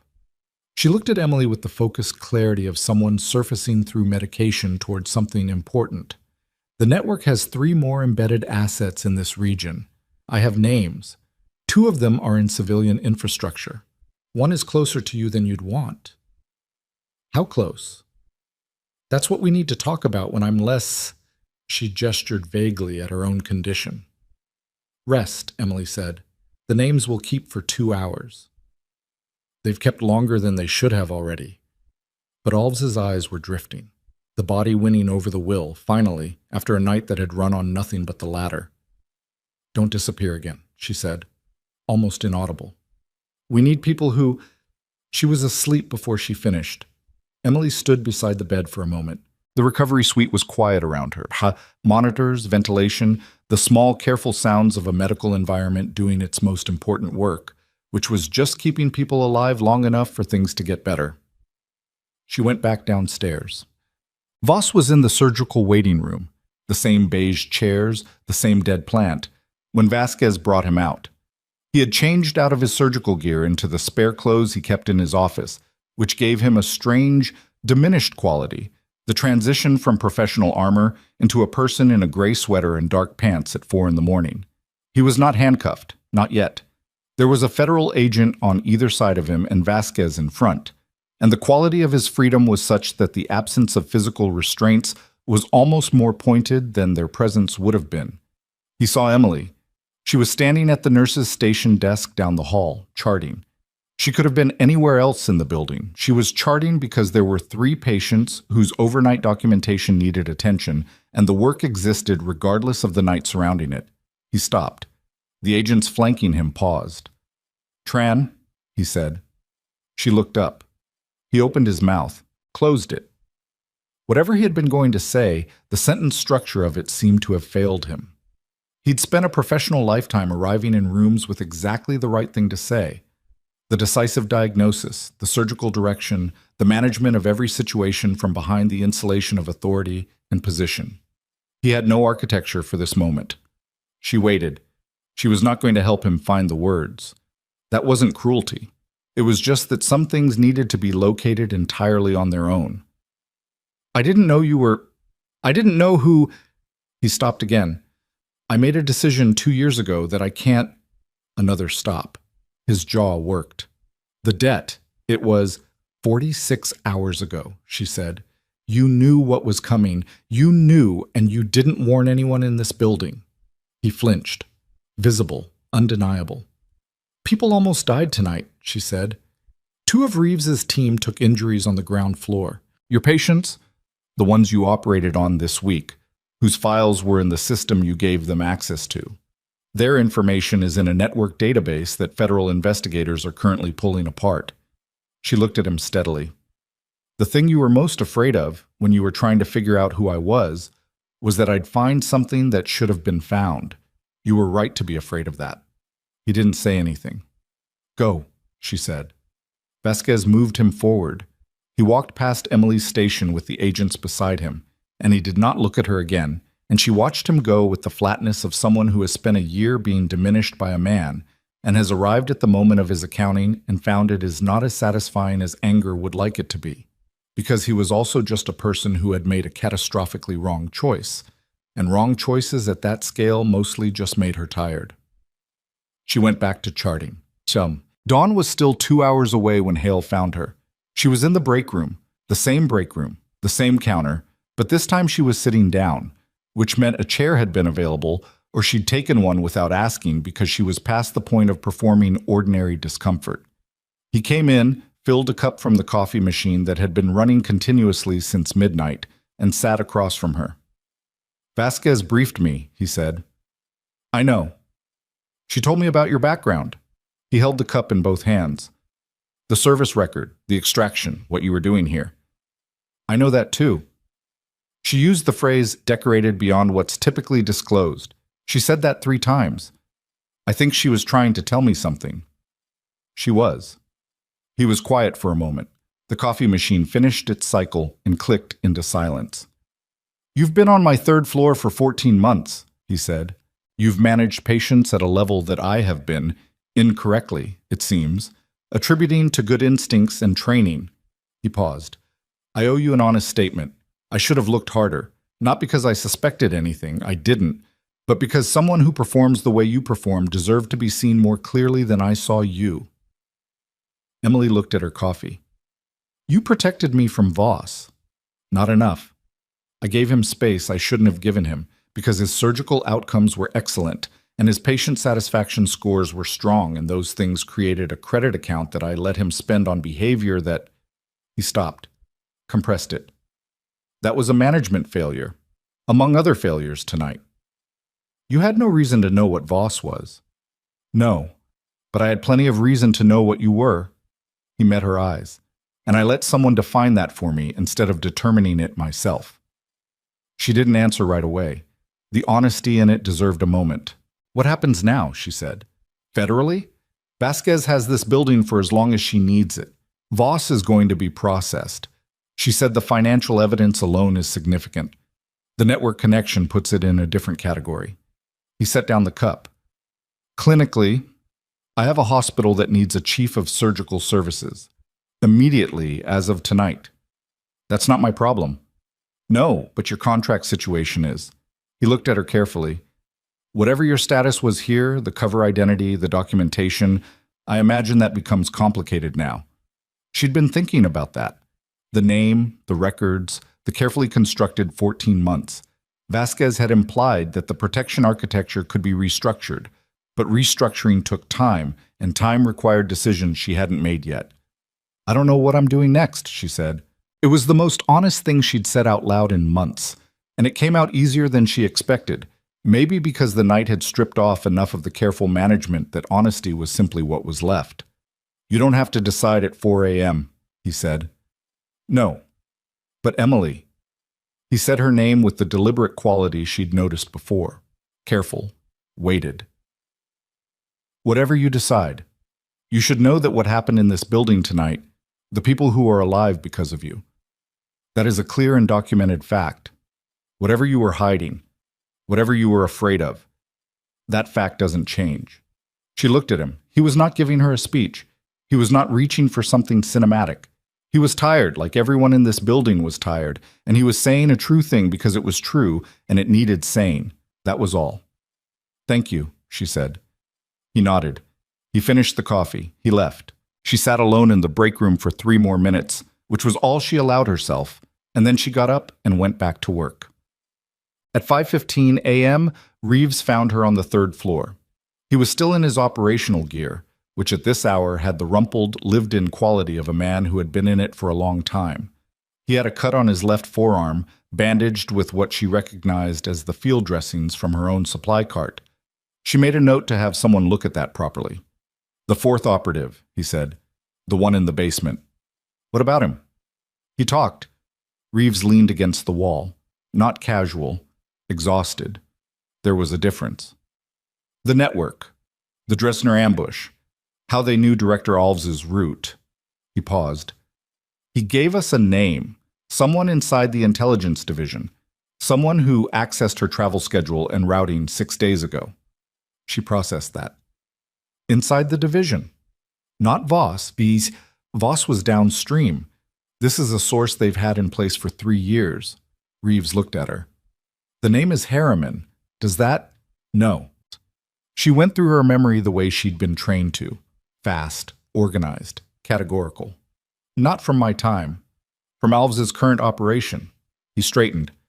Vasquez is running it down now, but it means the ambush and tonight, they're connected to something larger than we thought when we loaded up the convoy. How much larger? We don't know yet. He was quiet for a moment. The night floor stretched out around them. A monitor alarming softly in room 11. Terry's voice at the station asking someone something routine, the building's ordinary rhythm reasserting itself over everything that had happened to it. "Tran," Reeves said, "the squad, the people I brought in tonight.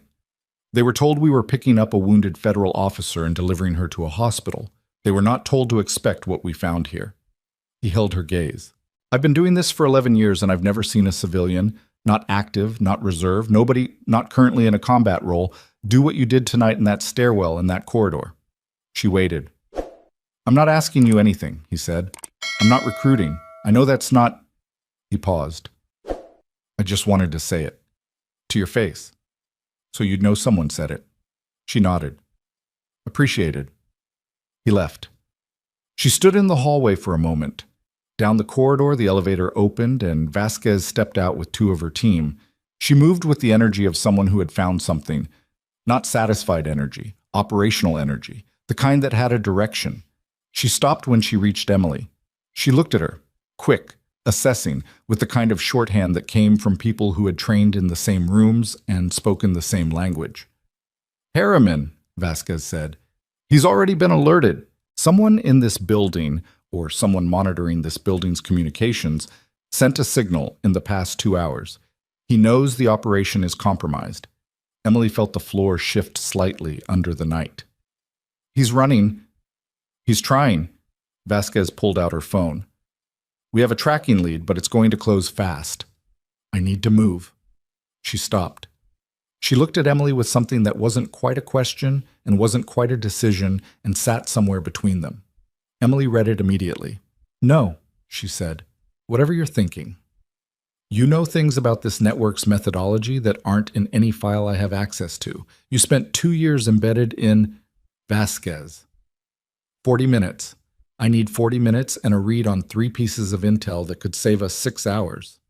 Emily looked at the third floor around her, at the patients in their rooms, at Terry managing the station, at the hospital doing its irreducible work of keeping people breathing, at the life she had built here, imperfect, diminished, carefully managed, sometimes aching in its limitations, but hers. 40 minutes, she said. Vasquez nodded. She started moving. Emily pulled off her badge and set it on the nurse's station counter. She looked at Terry. "I'll be back," she said. "I know," he said. He didn't look up from his documentation, but there was something in his voice that meant he'd understood the contours of this night better than anyone had given him reason to, and that he was, despite everything, without fanfare, glad she was still in the building to say it. She followed Vasquez to the elevator. The doors closed.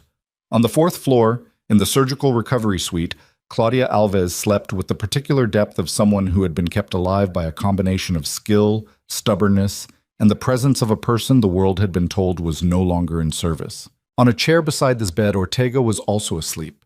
His head dropped forward, one hand still loosely near the IV line, even in unconsciousness, because some training runs deeper than sleep.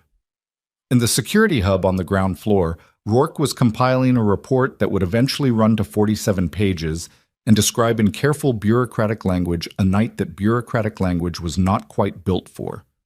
And in the surgical waiting room, under federal hold, Dr. Nolan Voss sat alone with the dead plant and the humming vending machine and the specific silence of a man who had spent 2 years making a calculation and was now confronted with the full cost of being wrong.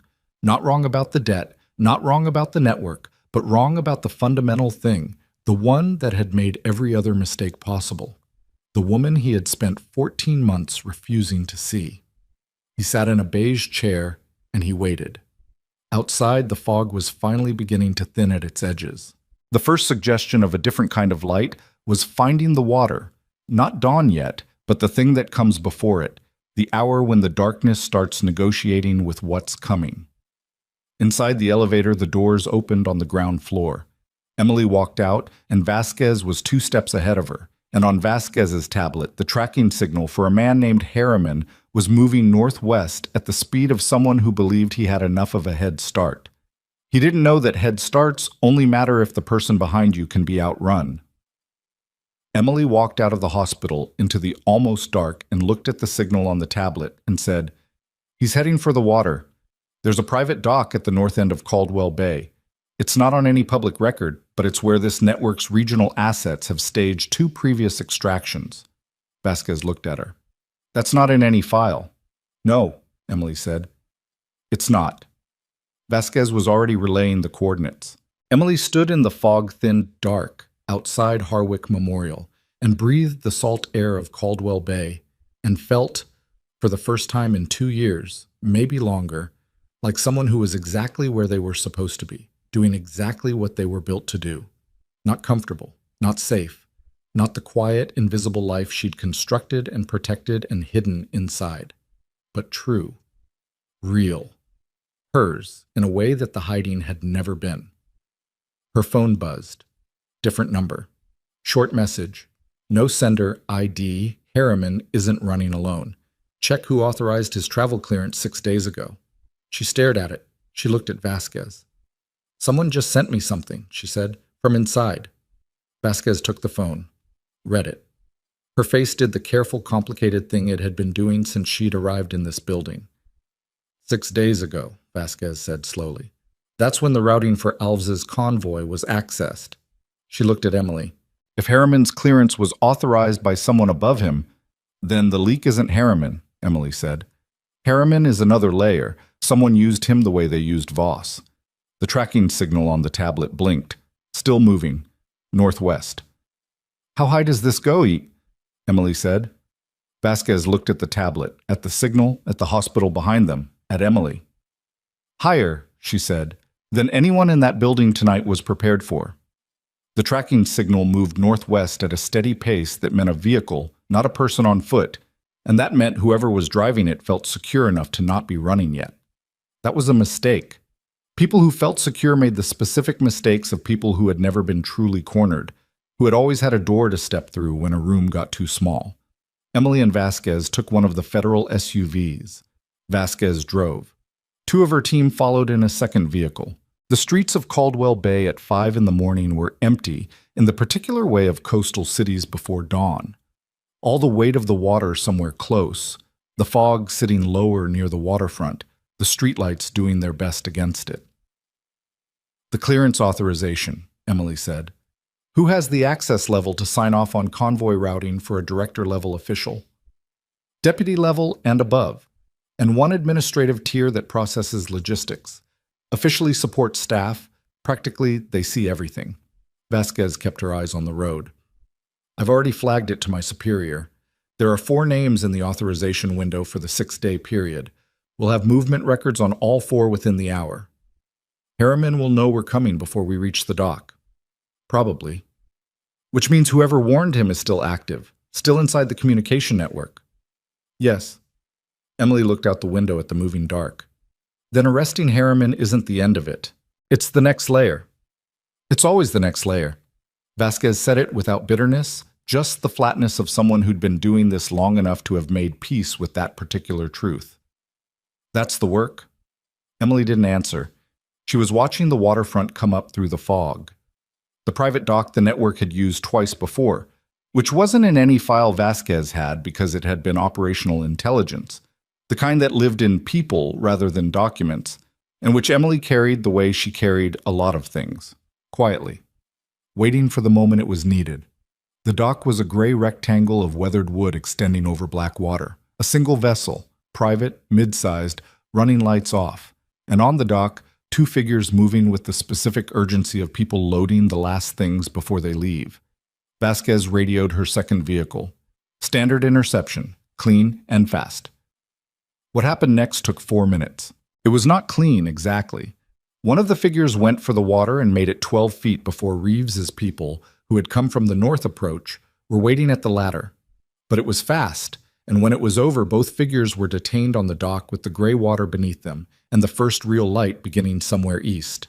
Harriman was the smaller one, 50s, unremarkable face, the kind of man designed by temperament and profession to be unnoticed. He looked at Vasquez with the calculation of someone immediately assessing what he had left to trade. He looked at Emily with something different, something that took a moment to arrive. Recognition. You're Tran, he said. He said it like the name explained the night. I am, she said. They said you were out. They were wrong. He looked at the federal badges around him, at the water, at the options that were no longer options. Something in him made the decision that people in his position eventually made, not from conscience, but from arithmetic. "I want a conversation before any formal processing," he said to Vasquez. "You'll get a lawyer," Vasquez said. "I want a conversation first, about the authorization, about the name above mine."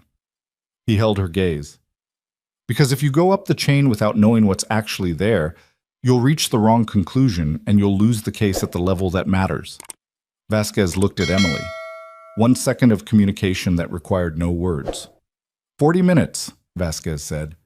"In the vehicle. My terms." He nodded. Emily stepped back. The sky to the east was doing something pale and tentative, the dark giving way in increments, the water below the dock shifting from black to a very deep gray. She stood on the dock alone for a moment.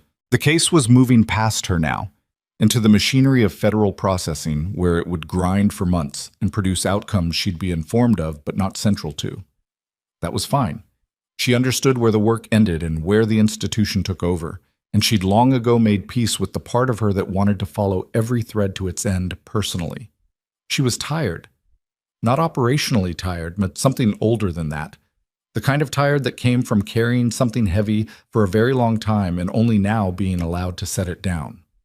She set it down. Just for a moment. On a gray dock over gray water in the early Caldwell Bay morning. Then she turned and went back to work. The drive back to Harwick Memorial was quieter.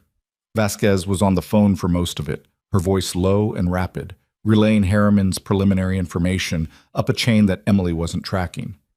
She caught fragments, a name she didn't recognize, an office she did, a level of authorization that confirmed what the anonymous message had implied. The source above Harriman was not field level, not logistics. Someone with enough clearance and enough distance from the operational reality to believe they could organize an assassination and remain untouchable by it. They were wrong about that too. She thought about the category of person who looked at a network of embedded assets, Voss, Harriman, the operatives in tactical gear, the ones who had moved through Harwick's corridors toward a woman who was supposed to be dying, and saw only a mechanism, a tool, something that could be arranged and deployed and, if necessary, discarded. She thought about what it cost to be the person on the receiving end of that calculus, what it cost to be the cargo in the convoy, bleeding across hours of dark road, what it cost to be the people in the building who hadn't known what was coming and had handled it anyway. Decker, Saris, Ortega, Rourke, Terry Bosch calling in staff with no explanation and trusting that there was one. She thought about what it cost to be the person who had to be invisible to stay safe, and whether the safety was worth it, and what the answer was now that the question was no longer hypothetical. The hospital appeared through the thinning fog, pale and lit, the same as always. She went in through the ambulance bay. Old habit. Tink, Donna was there. Not on shift. She wasn't scheduled until 7, but she was there at 5:40 in civilian clothes with a cup of coffee from the place 2 blocks over that opened early, standing near the bay entrance with the expression of a woman who had heard enough secondhand information to come in early and wasn't going to apologize for it. She looked at Emily for a long moment, at the state of her, the bruise blooming purple under her right eye, the fatigue, the operational residue that Emily had never quite been able to scrub out of how she held herself after a night like this. "Sit down," Donna said. "I'm fine." "I know you're fine. Sit down anyway." Emily sat on the bench outside the bay doors. Donna sat beside her and handed her the coffee, which Emily took because it was offered and because she was too tired to manage gestures at this hour. "Are you going to tell me?" Donna said. "Some of it, eventually." "Not now." "Not now." They sat. The sky was lighter now. Not sunrise yet, but committed to it. The dark having made its final exit sometime in the last 20 minutes without Emily noticing. "Voss?" Donna said. Not a question. "Yes." Donna processed that. "I never liked him." "I know. I'm not saying that to be right. I'm saying it because it took too long for it to matter that I didn't like him, and I'm going to be thinking about that for a while." Emily looked at her. Donna was looking at the water. Her jaw set at the angle it went when she was working something out that she wasn't going to let herself deflect from. She was one of those people who held themselves accountable to a standard they'd mostly chosen themselves, which was harder than the kind other people set. "You didn't know," Emily said. "No, but I knew enough to know you were being managed down, and I let it happen because the clinical outcomes were strong and Hale had bigger things, and I told myself it wasn't my fight." She paused. "That was wrong." Emily didn't tell her it wasn't. That kind of comfort was the kind that felt kind in the moment and cost something later. "It's over now," she said instead. Donna looked at her. "Is it over for you, or does over mean something different for someone like you?" Emily thought about Harriman in the federal vehicle, trading information for margin, about the name above his that Vasquez's chain was now working toward, about the anonymous message on her phone that had come from inside a network that presumably still had active nodes. "It's mostly over," she said. Donna accepted that with the pragmatism of a woman who'd worked emergency medicine for 20 years and had a calibrated sense of what mostly meant. "Go sleep," she said. "I'll cover your patients until 7. "You're not on until—" "Go sleep, Emily." Emily stood. She looked at Donna, this practical, exacting, genuinely decent woman who had offered her a form of care that asked nothing of her, and came without performance. "Thank you," she said, "for earlier this year, when you told me to think about whether this was the right place to hide." She paused. "You were right." Donna looked at her steadily. "Were you hiding from something specific, or just from being seen?" It was the most precise question anyone had asked her in 2 years. "Both," Emily said. "Yeah," Donna said. "Most people are." The debrief with Vasquez happened at 9 a.m. in Hale's office, which Vasquez had commandeered with a federal request that Hale had accommodated without visible resentment. He sat in the chair to the side, his own office, his own chair, but he'd shifted it to make room, which was a small thing that said something about him. Vasquez laid out what they had. The network, which the DOD had been tracking under an operation named Emily, wasn't cleared to know, and which Vasquez told her anyway, because the night had functionally rendered the clearance distinction moot, had been running embedded assets in Pacific Northwest infrastructure for 3 years. Medical, transport, communications. 9 confirmed assets, 4 of whom were in federal custody this morning. 3 more identified and being located. The remaining 2 were operational unknowns. Voss's role had been primarily informational. He'd provided Harwick's internal data, staffing, security, patient records, on 4 separate occasions over 8 months. The financial forensics on his offshore account made the timeline clear. He had not been involved in operational planning, which in federal terms was the distinction between a serious charge and a career-ending one. He was looking at the career-ending one. Harriman had provided the convoy routing and Alves's travel schedule. His information also implicated the authorization source, a deputy-level official whose name Vasquez said plainly, and which landed in the room with the particular weight of a name that people in institutions recognize as someone they'd treated as permanent furniture. Hale said quietly, "I've met him. Twice. At regional health security briefings." "Most people have," Vasquez said. "That's the point." The man's name was Aldford. He had signed off on Harriman's clearance renewal 6 days before the ambush. He had accessed Alves's routing through a logistics oversight function that was routine enough to be invisible. He had made 11 calls in the past 72 hours to a relay number the federal team had been tracking for 4 months without knowing what it connected to. He'd been taken into custody at 6:40 that morning in an airport terminal with a carry-on bag and a ticket to a city that did not have an extradition arrangement with the relevant federal jurisdiction. That detail, the ticket, the bag, the specific calculation of where he thought he was going, was the one that said the most. Not about guilt, which was already established, about a certain kind of person who builds their entire career on believing themselves exempt from consequences, who looks at every system and sees not a set of rules but a set of levers, and who only begins to understand what they've actually built when the levers stop moving the way they expect. He'd had a carry-on bag. He'd thought he was going to make the flight. He hadn't made the flight. Vasquez finished the briefing and looked at Emily. "Your cooperation last night is being formally documented. The Dresdner ambush, the hospital breach, Harriman's apprehension. The outcome on all three directly reflects your involvement. I was doing my job, Emily said. Which job? Vasquez said. Not unkind, genuinely asking. Emily looked at her hands on the conference table. The bruise on her cheek had peaked overnight. She'd looked at it in a mirror at 7 a.m., and it was impressive, a purple-yellow map of the moment on the landing when she hadn't moved quite fast enough. It would fade. These things always faded. Both, she said. Same answer she'd given Donna. It felt truer the second time. Vasquez nodded. The protection architecture you've been operating under is being restructured. That's a conversation for next week, not this morning. But I want you to know, the decision about what comes next is yours, entirely. She paused. There are people who would very much like it if what came next involved coming back in. I know. And? Next week, Emily said. That's a conversation for next week. Vasquez almost smiled. Fair. Vit. Hale walked her out. Down the elevator, through the third floor, past the nurse's station where Terry was running the day shift handoff, past room 9 where her post-op patient was awake and reading, past the supply room where she'd stood in the dark the evening before and run her diagnostics and told herself to be more careful.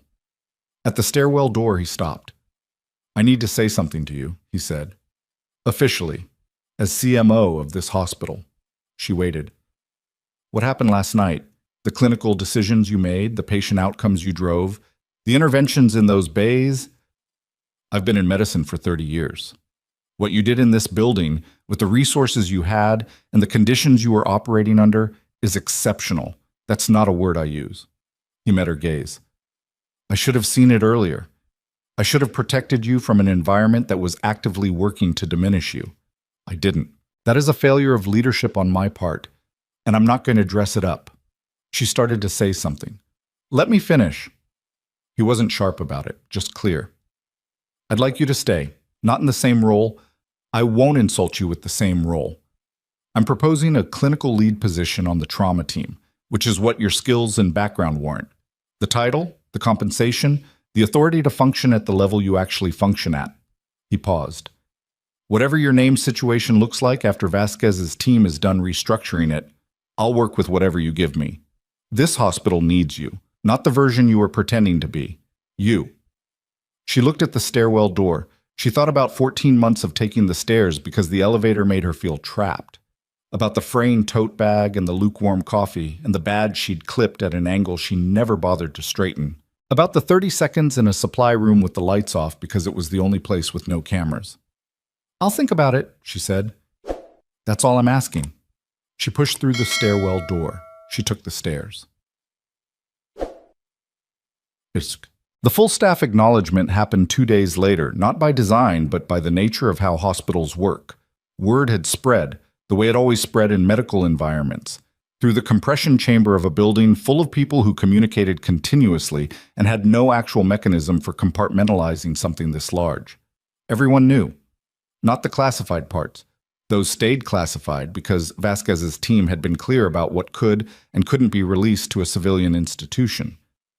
But the shape of it was known, the convoy, the breach, the night shift that had turned into something no one had signed up for and everyone had handled, and what Emily had done in the middle of it. Hale called a floor meeting at 7 a.m. Not an announcement, a meeting, the kind where people stood in the break room and the hallway overflow, where the night shift hadn't left yet, and the day shift was already in, where the residents crowded near the door and the attending stood in the back trying to look like they weren't paying close attention. He was brief. He said what happened. He said who had kept the patients in those trauma bays alive. He said the name clearly, Emily Tran, trauma team lead as of this week pending formal transition, and he said it without the qualifying architecture that institutions typically built around acknowledgments like this one, the exceptional circumstances, and extraordinary contributions language that turned recognition into fine print. He just said it, plainly, to the room. She was standing near the coffee machine. She had not slept enough. The bruise on her cheek was still visible. She was holding a paper cup that had gone cold while Hale was talking. And when the room turned to look at her, she felt the weight of all those eyes and resisted the reflex to find something to look at on the floor. She looked back. Calloway was near the front. He'd been one of the first to arrive, and he was looking at her the way he'd looked at her after Graves in Bay 4, with the expression of someone whose internal accounting had just been corrected. Beside him, Priya had her arms crossed and her chin up in the particular way that meant she was trying not to show that she was moved. Saris gave her a short nod from across the room. Decker had his arms folded and was looking at the window, which was where people who'd been in military environments looked when they were acknowledging something they didn't want to make a performance of. Terry Bosch, who was leaning against the far wall with a coffee that was probably also cold, looked at her for a moment and then looked away, because he was Terry and he had never needed a room to tell him what he already knew. Ortega was there. He'd come back, not scheduled, just back, because Alvis was still in recovery and he was the kind of person who came back. He looked at Emily with the exhausted, clear-eyed expression of someone who had spent a long night near the edge of something and had come out with the particular gratitude of a person who understands they were lucky and also that luck was not the whole of it. And Donna was there, in the back, in her work clothes now, coffee in hand, watching Emily with the steady look of someone who had said a true thing 2 days ago and was watching it be confirmed. When Hale finished, the room was quiet for a moment. Not uncomfortable quiet. The kind that meant something was being held, and nobody wanted to break it too fast. Then someone started clapping. She didn't see who started it. It didn't matter. It moved through the room the way things moved through a room of people who'd spent a night in proximity to something real and needed somewhere to put what it had cost them. Emily stood by the coffee machine and let it happen. She didn't deflect it. She didn't perform humility or brush it off or look at the floor. She had spent too long making herself smaller than she was, and she was done with the practice of it, and the least she could do was receive what this room was offering without flinching. She wasn't comfortable. She was honest. There was a difference, and she was learning to live in it. 3 days later, Claudia Alves asked to see her. The recovery room was quieter now. A private room on the 5th floor, daylight coming through the window, the monitoring equipment reduced to the minimum that her improving status required. She was sitting up. Her color was almost normal. She still moved with the careful economy of someone managing significant pain, but the clarity in her eyes was complete. "I told the review board about you," Alves said. Emily sat in the chair beside the bed. "What did you tell them?" "That without your presence in this building, I would have died. That 4 operatives who needed to be in federal custody are in federal custody. That the network's Pacific Northwest operation has been effectively dismantled in 72 hours in a way that would have taken us 6 more months otherwise." She held Emily's gaze. "I told them the truth. All of it. Including why I was here. Including why you were here." Alves paused. "The extraction protocol you were placed under 2 years ago, that's been formally reviewed. The original threat assessment has been updated. The person who generated the threat no longer presents a risk." Emily sat with that. She'd known it, abstractly, from things Vasquez had said in passing, but hearing it said plainly, by the person with the authority to say it, had a different weight. "You're clear," Alves said. "Your record, your name, everything that was sealed or reclassified in the transition, it's been formally reinstated. Decorated service, full commendations, the citation from Kessler forward that was pulled from the public record." She paused. "You exist again, completely." Emily looked at the window. The water was visible from this floor. The bay, gray-green in the afternoon light, moving with the slow persistence of something that didn't need to be told to keep going. "Vasquez said you might come back in," she said. "That's a separate conversation and it's entirely your decision. I'm not here to recruit you." Alves leaned back slightly. "I'm here because you kept me alive and I wanted to say it to your face, and because you deserve to know that what you were, what you are, is not something that gets to be buried by someone else's choices. Not mine, not the protocols, not anyone's." Emily thought about something. She thought about the way she'd learned to drop a chart and stumble over words and let her badge sit at an angle, and how it had become such practiced fluency that there were days she'd caught herself not knowing where the act ended. She thought about Voss, not with anger, Because anger was an investment she wasn't going to keep making in a man who was now in the process of losing everything that had made him feel like the ceiling of other people's worth. She thought about him with something closer to the recognition that the most dangerous kind of contempt is the kind that gets inside you, that makes you perform smallness so long that you have to remind yourself what you actually are. She'd had to remind herself more than she wanted to admit. "The hospital asked me to stay," she said. "Officially. A real position." "I heard." Alves looked at her. "What are you going to do?"